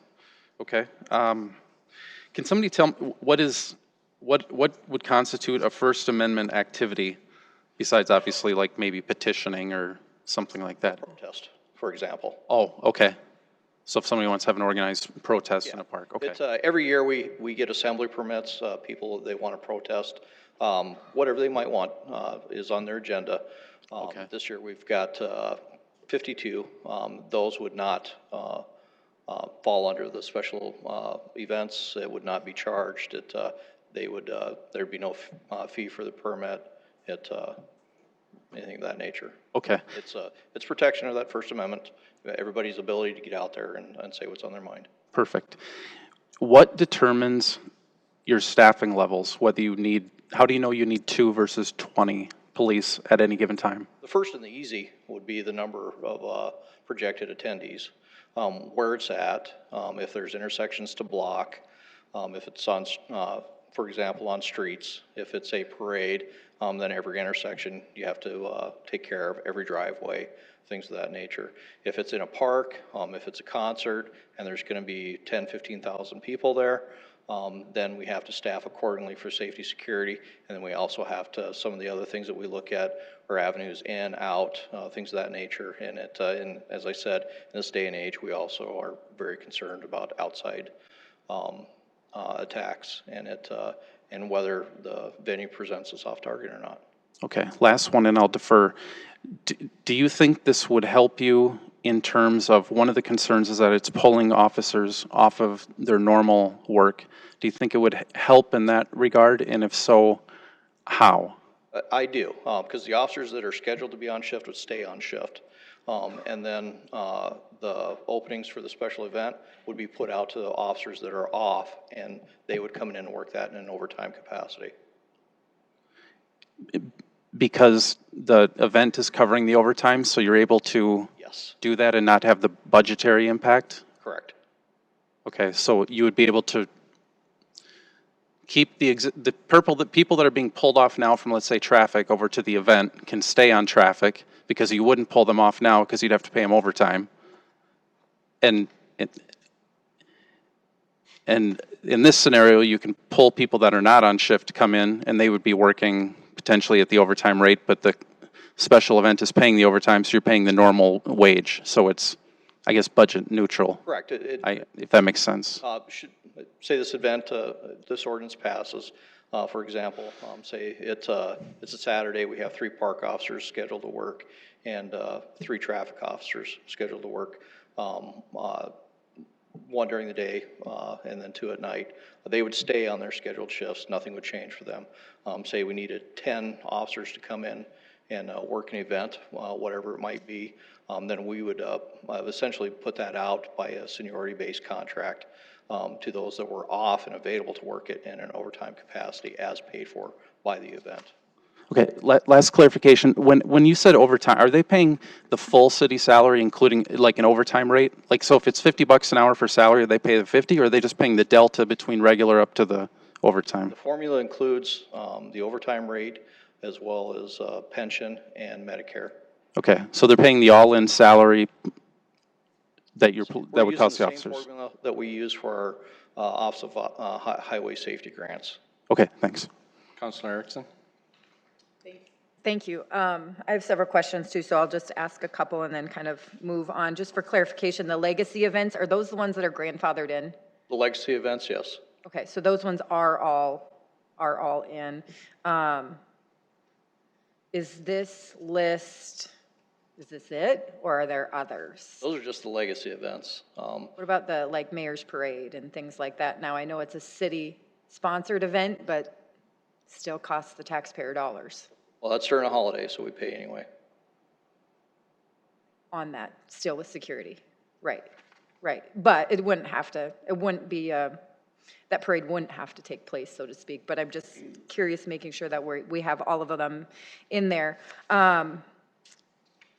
Do we have to have police officers, or can we have hired security at a lower rate? For example, there are, I don't want to say a derogatory term, but mall cops, so to speak, where we have hired security, that there's companies that provide that. And in some instances, we encourage that, and we actually recommend it. That's probably cheaper. Absolutely it is. All the police department, all we want to take care of are law enforcement functions. I'll use Jazz Fest, for example. This year we pushed some of the duties that we traditionally took care of out to private security, if you will. Some traffic items, things of that nature. It was cheaper for them to cover versus police officers, and it gave us a little relief for some of our personnel as well. And we're looking at more and more opportunities to reduce our footprint and reduce their cost as well. So for me, the devil is in the details. This is a big, big change, and this could have huge financial burdens to folks that do have events. And so you could get into the philosophical debate on, is this the role of government or is it not? I certainly don't want to take officers off the street, because you're here to serve and protect, but also at the functions as well. And so for me, I really need to see the ordinance. These are not just changes for special events, but for the Levitt and for other areas that I personally would like to see another informational once we get the draft of the ordinance or something similar to that, because I mean, this is a really big change, and I know it's, you know, been tossed around for a while as well. The other thing that I'd like to request is some examples. So for example, if we have an event of someone with 1 to 500 or however many people are going to need to be there, I need to see, for example, even though it's a legacy event and it's going to be grandfathered, what would this mean if somebody would start a new event such as Hot Harley Nights? What would that cost be? And so I understand this amount on here and the hours, but anytime a new event, I don't want to discourage people either from having new events come to our city. So I just would like to see some specific examples of, here's what it would look like for this many people, this many staff, moving forward. The other question I have, and I don't know who wants to answer this, as far as the Levitt Shell facility use rentals, who gets the money on that? Is that the Parks Department, or does that go to the Levitt Shell? So the rental fees would come back to the city, to the Parks Department. The Levitt would be handling sound and lighting, so that would go back to the Levitt. Okay, But the how much rental of it? fee itself would come to us. So the Levitt would charge for sound and lighting? Correct, yep. Just for the amount, not for, is it a tiered approach, so to speak, or is it just you're paying for our employees and that's it? Yep. We do not own sound and lighting. Let me take that back. We own lighting, we don't own sound. We work with a contractor that we have come in to do all of our production. So during our 80 days that we have access to the shell, that sound and lighting is hung. So it's less expensive, you can just rent it. If you rent the Levitt on a day when we're not there, say early November, our lighting and sound long gone, you would have to rent that and run it yourself. So we've done some comparisons to the other Levitts across the country. Essentially, when we're in season, when our things are already up, all the technology is there, to come in and use the lighting and sound and pay for all of the people who run it, we're talking about $7,500 for an event. On a day when we're not there and everything has to be trucked in and hung and all of that, we're talking close to $11,000 to rent the venue for a day. Okay.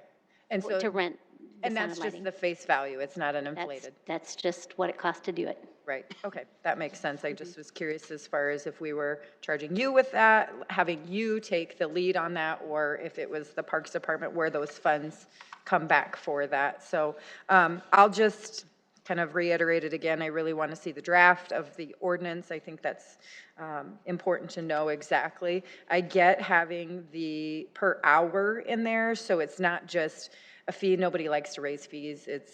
So if it's based on the hourly rate for the officers, that will just naturally raise over time without having to come back and get behind on those. So I understand that, but again, I need examples, I need the ordinance, and just kind of go from there as we talk through it.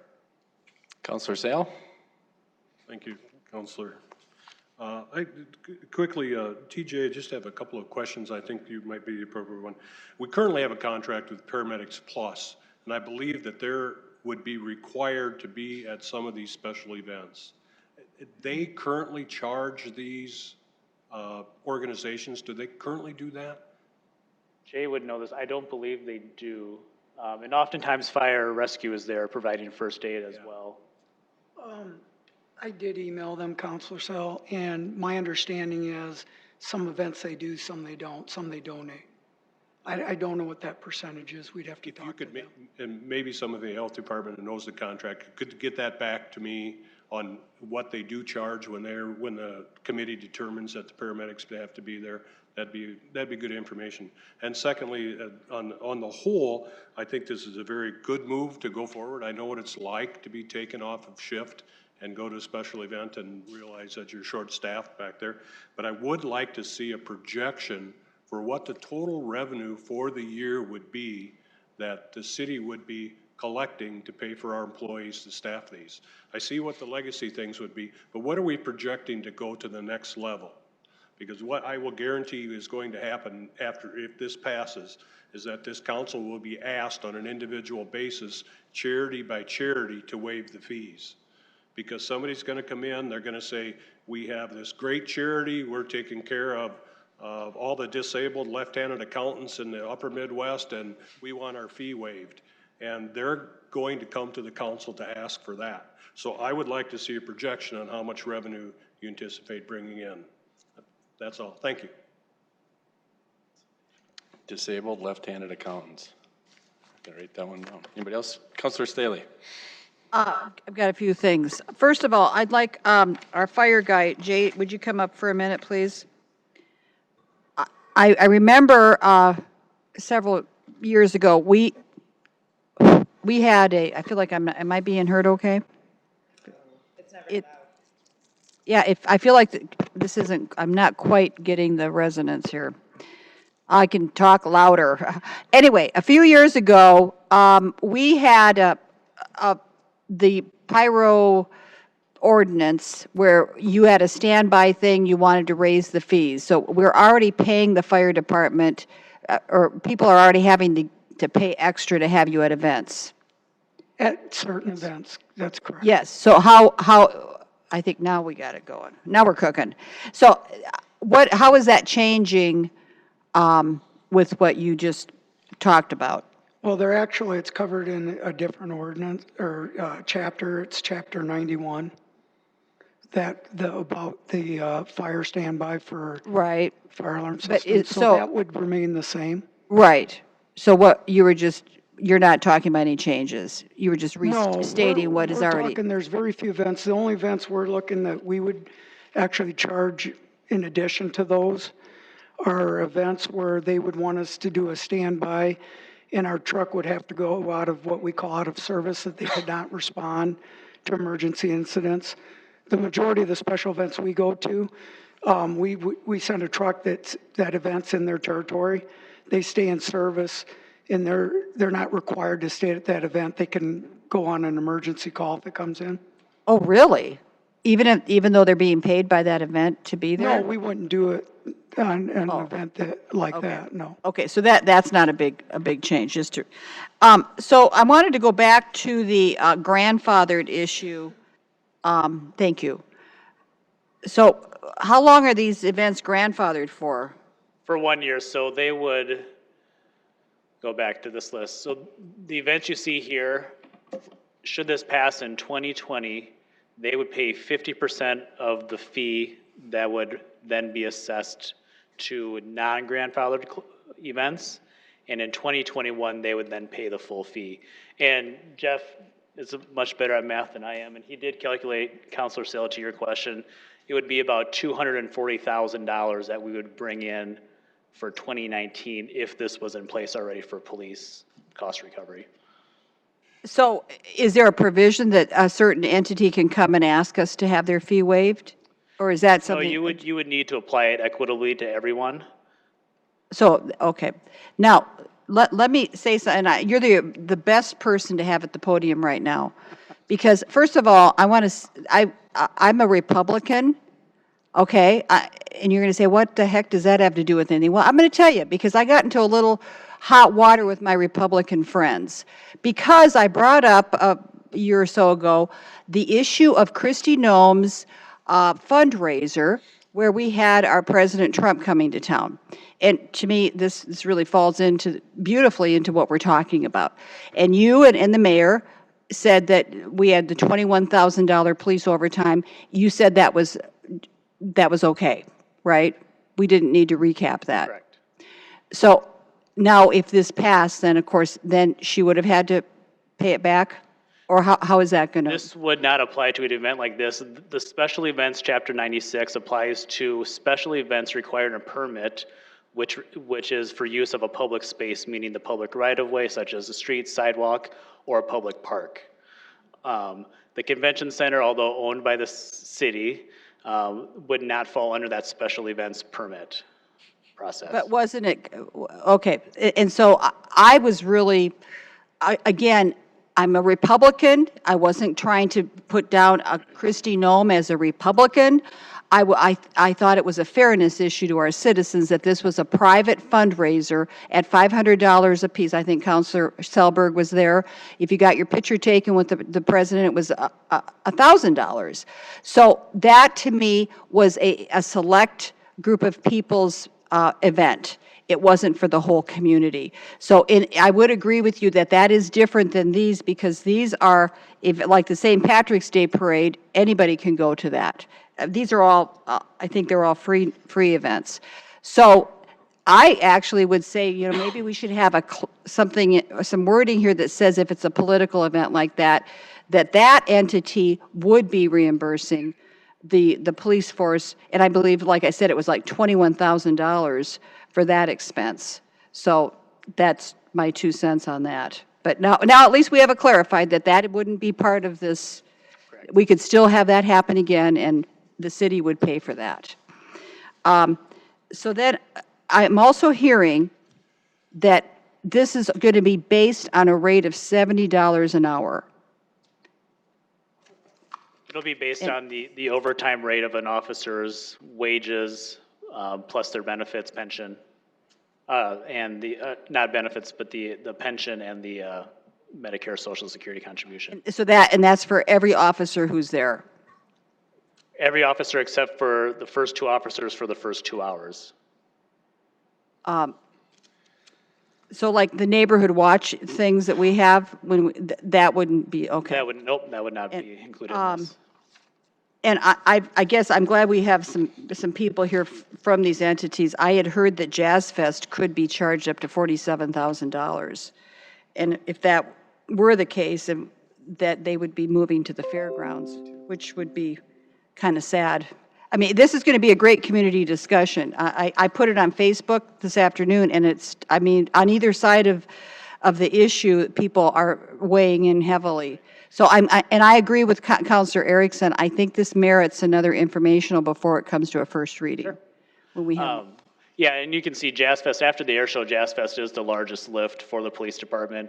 And again, our goal is to make sure that these events are successful and safe. One of the things people love the most about Sioux Falls is the wide variety of events, and especially the wide variety of free events. The question is, should the entirety of the taxpayers pay for these events, or should the organizers of the events pay for the large amount of city resources, as you can see on the slide, that are needed to make sure that these are safe and successful. Who organizes the St. Patrick's Day Parade? That is a chamber, Sioux Falls Chamber. So they would have to pay the 108, so if 108 hours at $70 an hour, so that, I mean, have they weighed in on this? Are they thinking? They would pay that much if they did not provide for other arrangements. Right, but either way, then they would be paying a private entity. Correct. So all of these things listed here, it's air show, they're going to have to be coughing up that extra money now out of their. Should this pass, the organizers would be responsible for recovering the cost of the city resources needed to make sure these are safe and successful. Okay, thank you. Mr. Chair.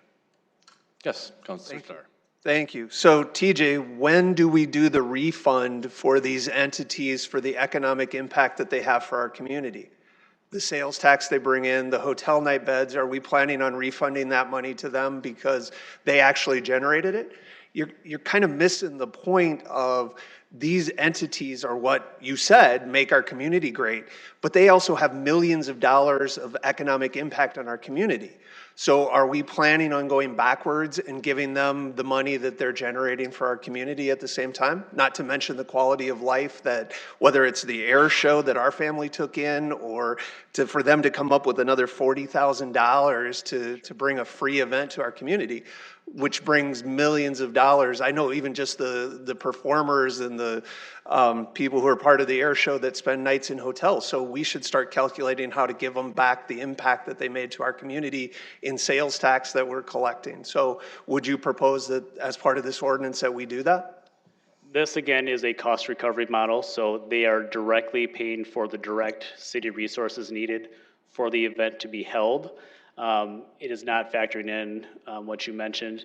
The alternative to this discussion is, does the council want to provide the police department with an additional $300,000 to $500,000 in overtime pay for the 2020-21 budgets? Absolutely. I'd make that choice in a heartbeat.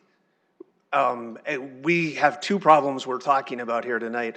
One, our police force is understaffed and overworked.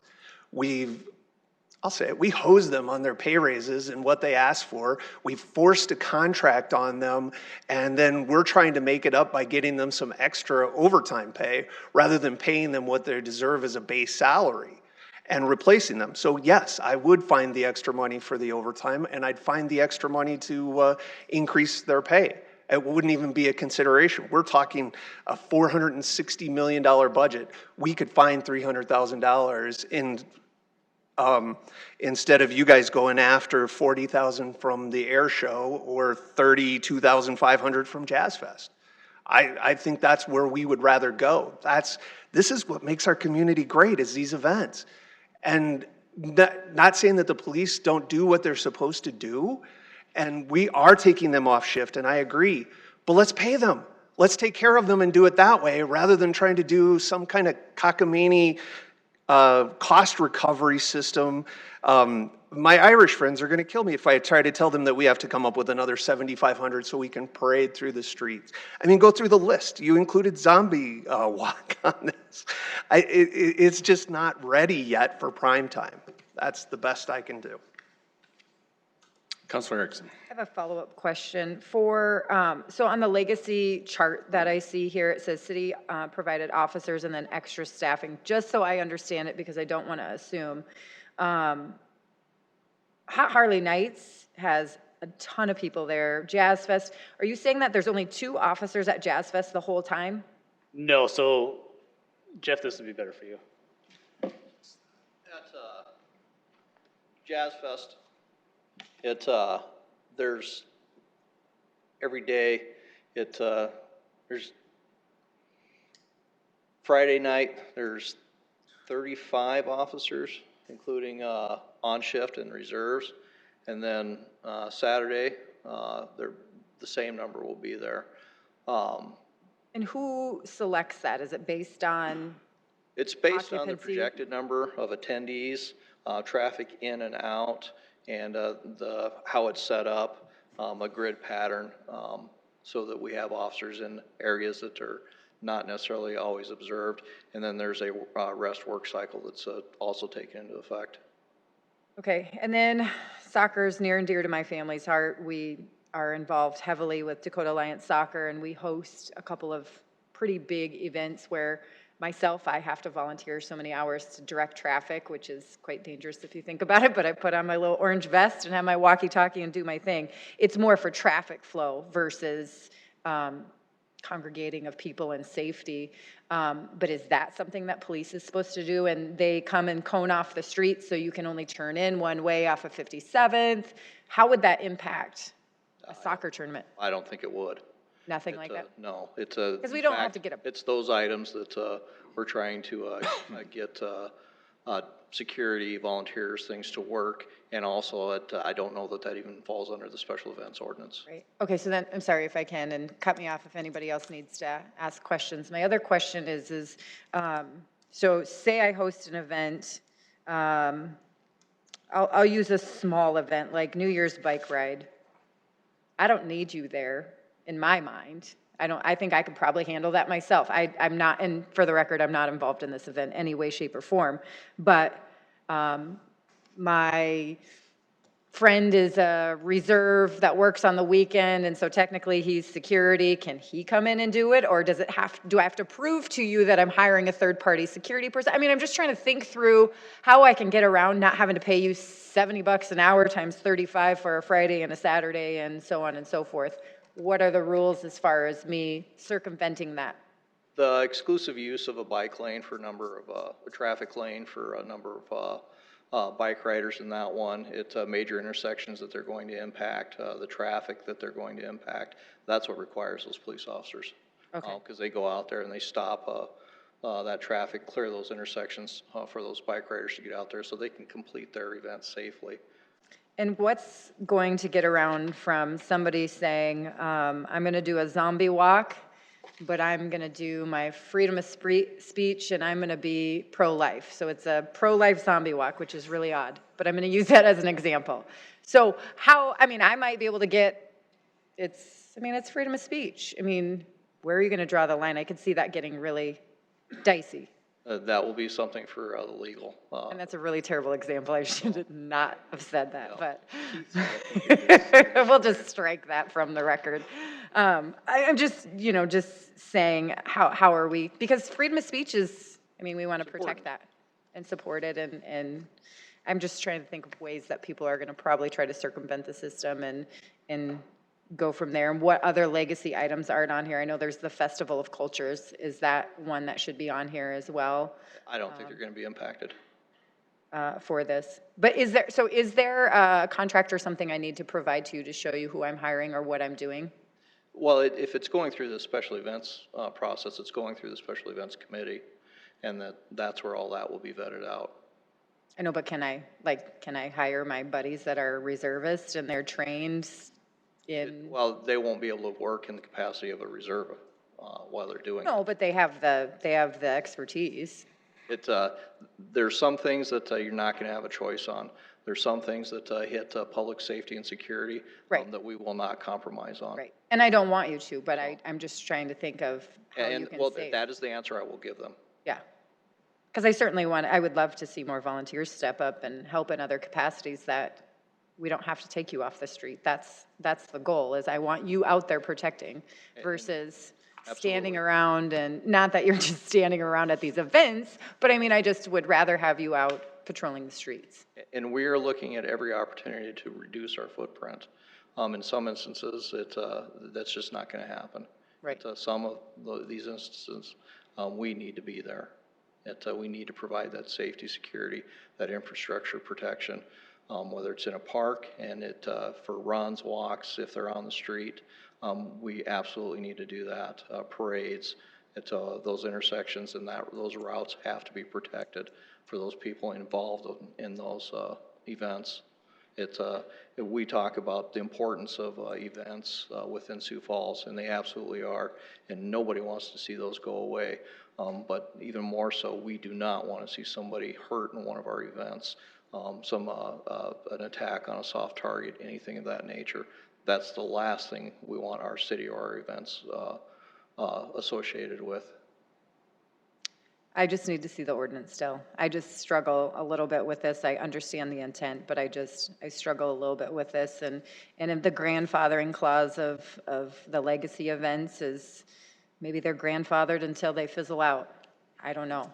I just don't want to see this kill special events that are coming in and having it be such a huge burden on that, because there's so many people that do appreciate these types of functions and events and the good that they do and giving back. Oftentimes these nonprofits are doing work that the city doesn't need to do then, and for a good cause. The impact that Hot Harley Nights has given to our community and given back is pretty remarkable over the years. So I don't know where I'm at yet. I need to see the ordinance. Councilor Sale. Thank you. I think that we've heard some things and Councilor Starp has suggested an alternative method to fund this.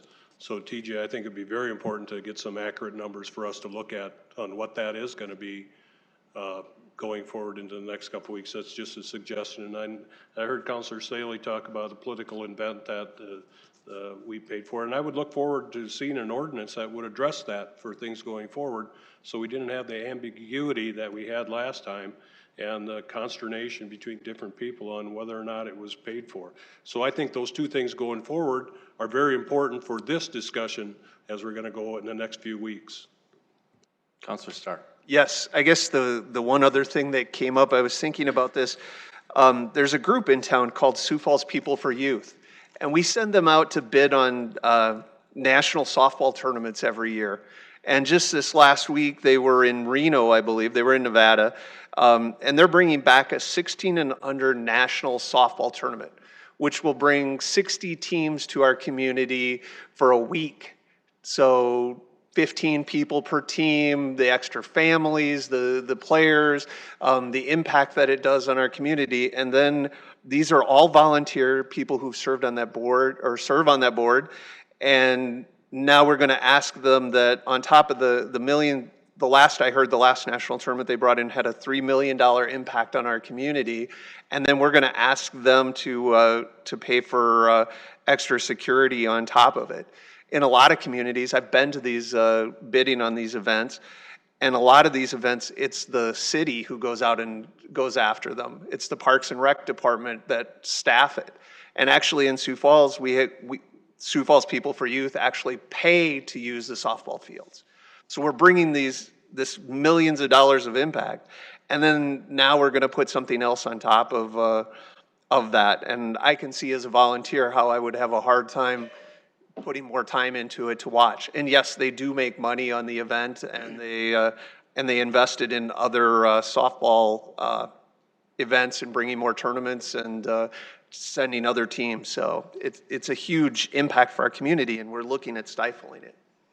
So to respond to that, they would not be affected by this. And in fact, our softball rental fees are the lowest barrier in the nation. It's about $60 per field for the entirety of the event, whether it's a one-day tournament or a multiple-day tournament. So we have a very low bar to bring those tournaments here, and we're very glad they're here and they're successful in contributing to the city. And there are a lot of other communities around the country that waive it because they're happy that their volunteers are out bringing them in. I don't want to go down just the path for People for Youth, because there are a lot of other groups that work very hard to bring people to our community and making it so that they can continue to do that to fund their nonprofit programs. Jazz Fest is a perfect example of the money that they raise from Jazz Fest goes into youth education, teaching kids music and the culture that we want to see our young people get. And so we're going to take that money back as a city, and they're not going to invest that money into helping young people learn about jazz, whether it's the Jazz Diversity Project, go down the list. A majority of these events help Special Olympics, whether it's that, and now the money is going to come back to the city. And I'm still stuck on these events have an economic impact on our community. So if we're going to take it from one side, we got to give it back on the other side. Councilor Staley. Well, let me just say, first of all, that we're having an informational right now.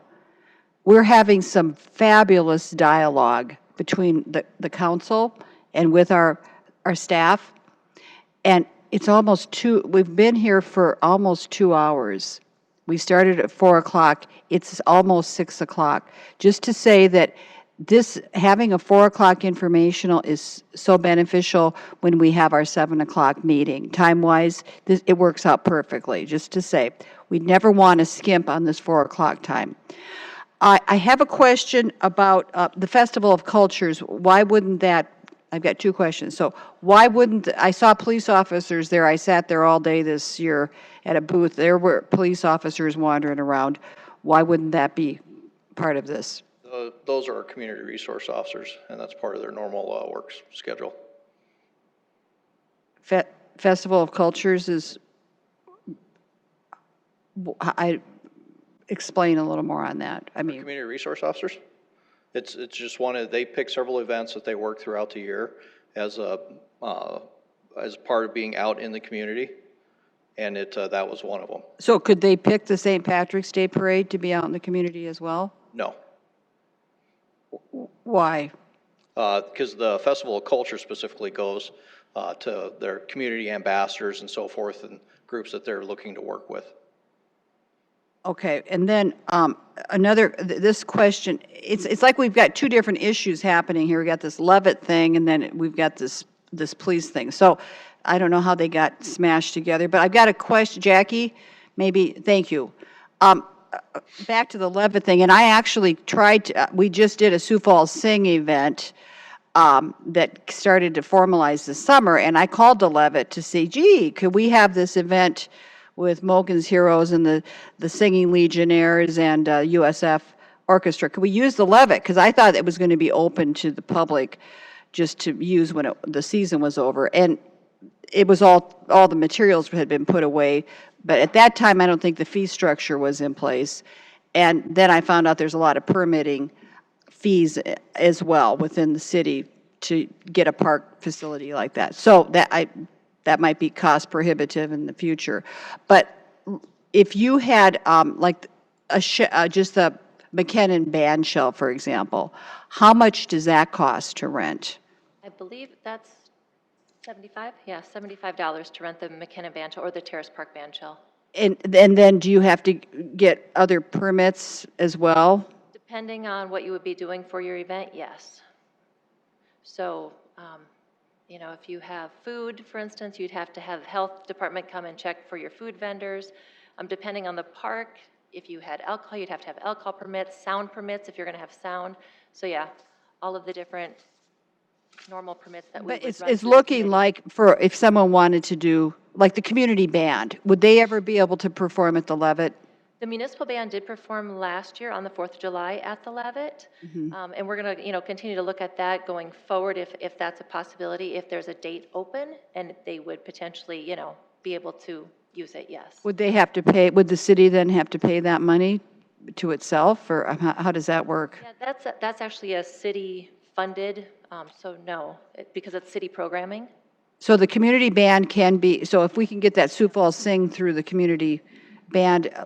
So, and the big thing I would say with the Levitt too, and I think Nancy would reiterate this, it's all about the professionalism of it. We really want people to understand it is a state-of-the-art music venue. We want professional music. These are, paid musicians that are part of the municipal band. So yeah, we definitely want to continue to work with the Levitt and see what we can do from a partnership there.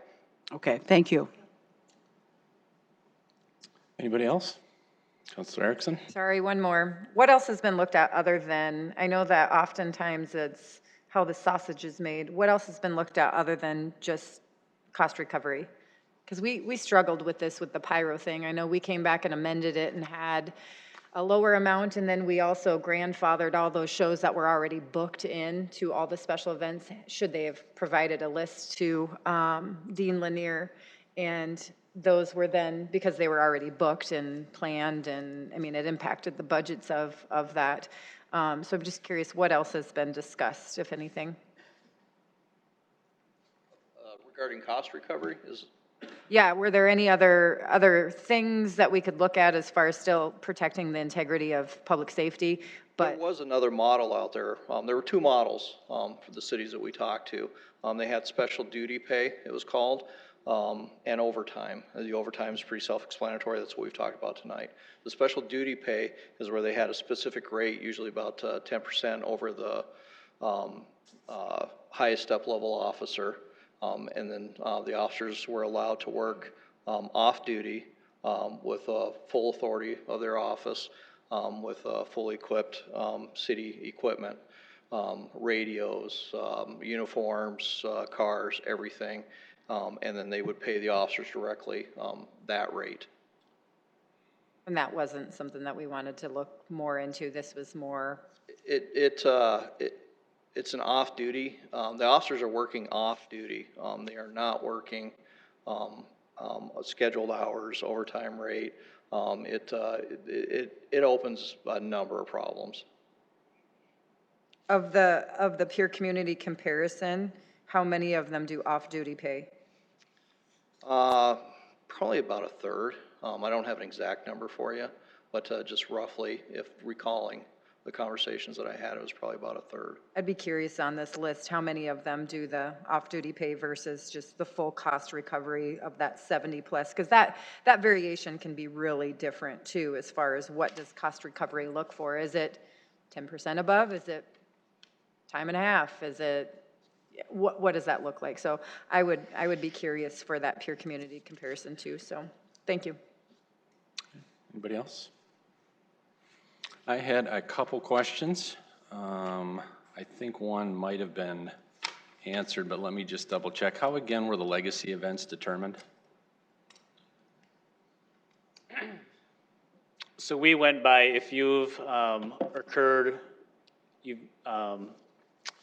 annually for the last 3 years. And then you are above that, needing more than 2 officers for more than 2 hours. Okay. And this is the list of those events that you see on the screen. Was it you? We were having a conversation about this or somebody, but was I told that a lot of organizations or events come to town are actually surprised they don't pay fees? Yeah, the CVB is actually who brought this to our attention probably over a year ago. They had a for-profit race event who wanted to come to Sioux Falls, and they operate in large municipalities all over the Midwest, and our ordinance does not allow them to come here and hold their event. And they said, every city we go to, you know, because a lot of the cities on this list are the cities they operate in, you know, our revenue model, we can afford to do this. It's not a problem for us. Just tell us your price so we can come here and have 5,000 people in a race and add an economic value to your city. And all these cities here are currently using this system? Correct. Okay. Yep. Last question, I don't know if Councilor Erickson might have asked this. What is the threshold for an event where an official police officer has to be working at it and not a, again, not to be derogatory, but not a mall cop or whatever they put it? It will depend on the number of people that are there and where it's at. If they're using the exclusive a street, for example, and you have to close an intersection, we're going to put a police officer there in a marked vehicle at that intersection. If it's multiple intersections, then we're going to do that. If it's in a park and it's, we'll say a 5K run, we're just going to take that on-duty park police officer and put them out there and make contact, and away they go.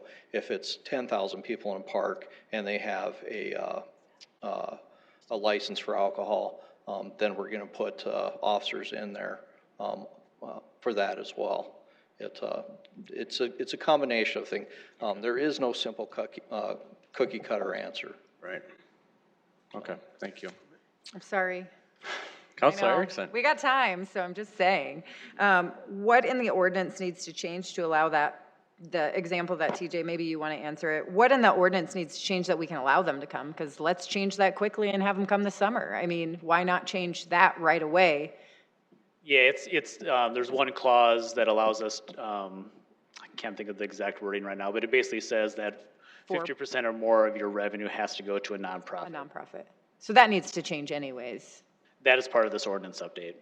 Yeah, so we'll need to change that regardless so that they're able to come, and that will capture some of those new ones that come in. I know that there's been Tough Mudder or some bouncy house, something that wanted to come and couldn't come one time because I don't think it generated 50% for nonprofit or whatever. There's been a few. And then that opens the door too, then if we're expending taxpayer dollars for an event for city resources, right now it's only for nonprofits, then if we do not make the other change, then we are subsidizing these private entities as well for their police protection. So can we do it for nonprofits and not for profits? Can that be a clause?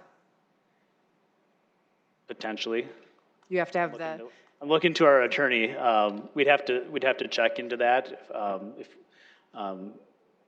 but it could be a possibility. so if There are some cities here too where, we also have our permitting fees. There are some cities that have the nonprofit rate and the commercial rate is twice all the permit fees.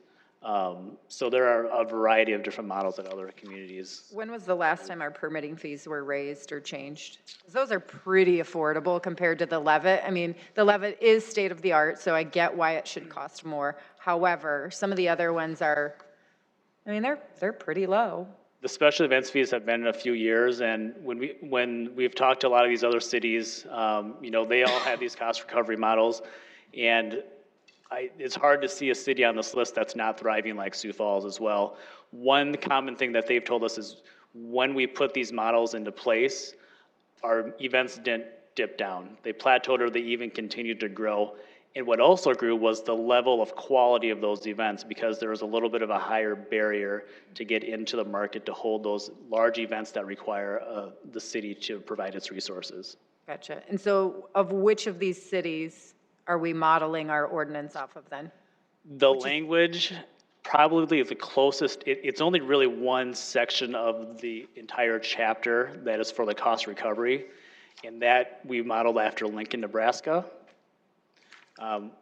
It's not gonna look verbatim because we had to tweak it a little bit. One thing in our charter is all fees have to be in ordinance, which Lincoln's does not, so we have a little bit more detail in what we modeled after them. That makes sense. Okay, thank you. I think I'm done. You better move on fast. Well, and I appreciate what Counselor Erickson said. I agree that having a higher standard for the for-profit events makes total sense.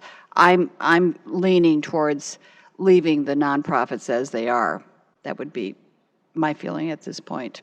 So, thank you. Anybody else? You're still good? I'm done. All right. Red Bull, I'm done. Okay, so we will move on. Looks like we're done with that one. Thank you. We'll move on. See if we have any public input on any of the topics today. If so, come on up.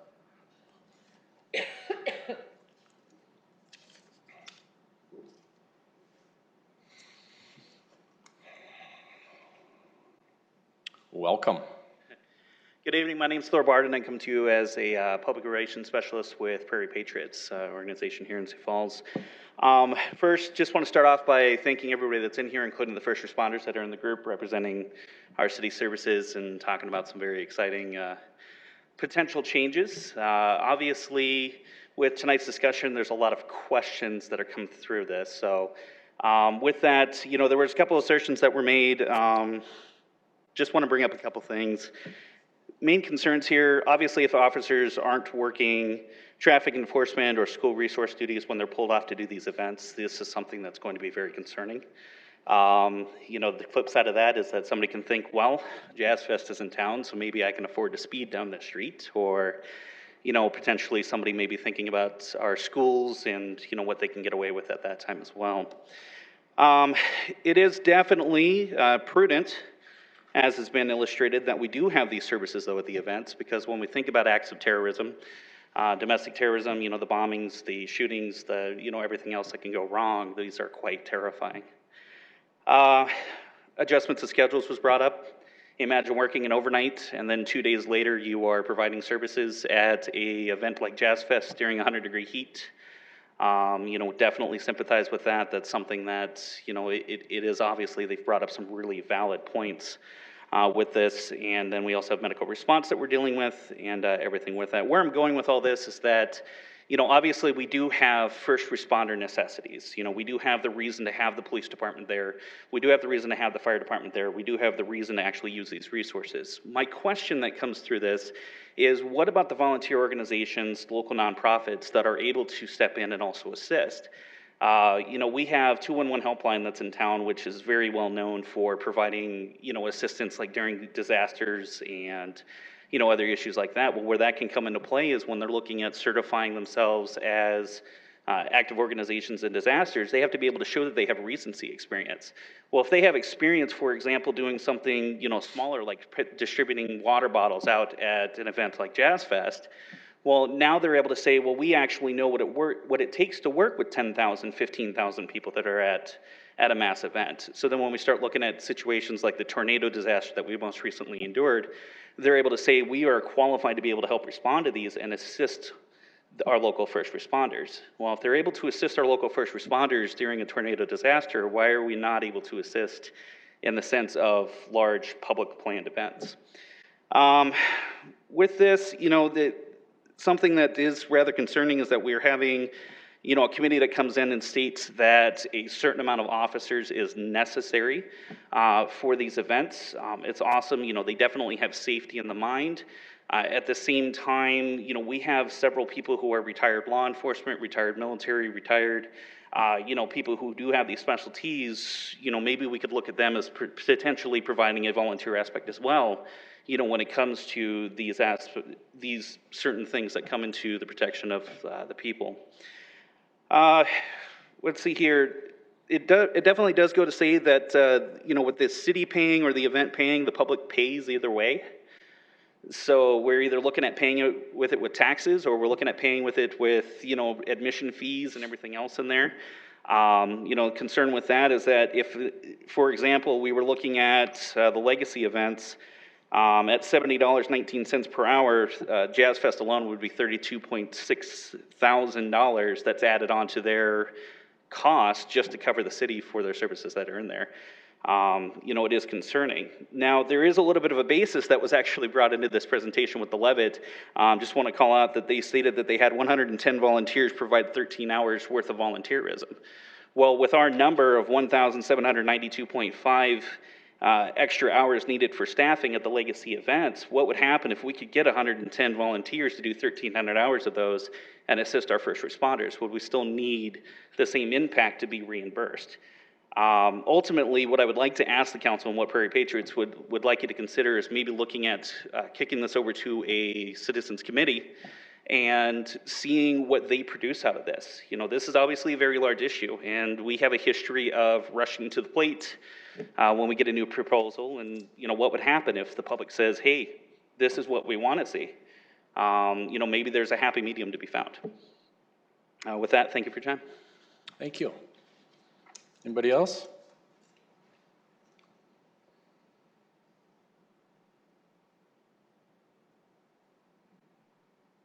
Hello there. Hello. My name is John Fixtall. I'm here speaking on my own behalf as a business person and a person who loves this town. Sioux Falls is a real success story. And Ralph Brown, I don't know, from the University of South Dakota did a study and compared Sioux Falls' growth to one of our neighboring communities of similar size. And he was trying to answer the question, why have we grown so much more quickly than our neighbor? And he came up with a very simple answer, and that answer, although it sounds simple, is actually very complicated. And that's because the people of this town come together and get stuff done. It was in 1992 that Money Magazine called this town the #1 place to live in America. So a bunch of us were sitting around and we're going, oh yeah, well, if it's that great, and they did ding us, by the way, and they always have, for cultural opportunity and events. And we said, well, you know, if this is the greatest place to live, why do I have to go to Minneapolis to hear music? Why do I have to go to Omaha? So we pulled together a group. We actually, there was an example that had failed.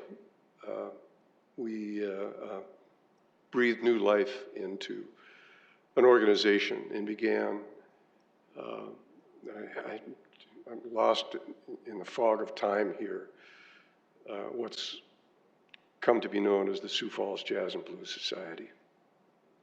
And we thought, although it's probably the smallest category of music that people enjoy and imbibe in, that we could get people to come and hear jazz music and blues music. So we started with nothing, no money. We started with local acts. We started in different venues, finally ending up at Yankton Trail Park. And we had, I remember a flip book that we had made. And one of the strongest arguments that we were making is we brought businesses to the table, executives who wanted to grow their companies, to give us quotes as to how difficult it was to get executives to relocate themselves and their families to Sioux Falls because of the lack of cultural and arts and entertainment opportunities. Well, the community, as per Dr. Brown, came to the table and helped us grow Jazz Fest. In 2017, the Sioux Falls Arts Council, together with Americans for the Arts, published a study that showed, with multipliers of course, that the impact of the arts society, the arts organizations in this community approaches, actually it exceeds $100 million a year. $100 million a year. The CVB put Jazz Fest alone at from $9 to $12 million per year. I was so pleased to see the Washington Pavilion hit the 100,000 attendees mark recently. Jazz Fest has done that in 2 days. We have had 120,000 people at our event in 2 days. What is the major cost of this event?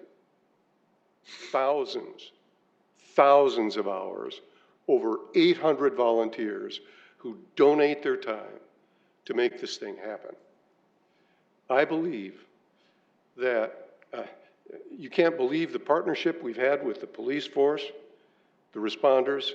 They have been stellar in working with us. They need to be paid. They need to be paid for their work. They should not have to come to the table with their time. And I believe, again, that the city of Sioux Falls can and should make this continue to happen. We can't afford $35,000 to make this happen. It would be. Thank you, sir. Appreciate it. Thank you. Yep. Anybody else? All right, we will adjourn. Thank you.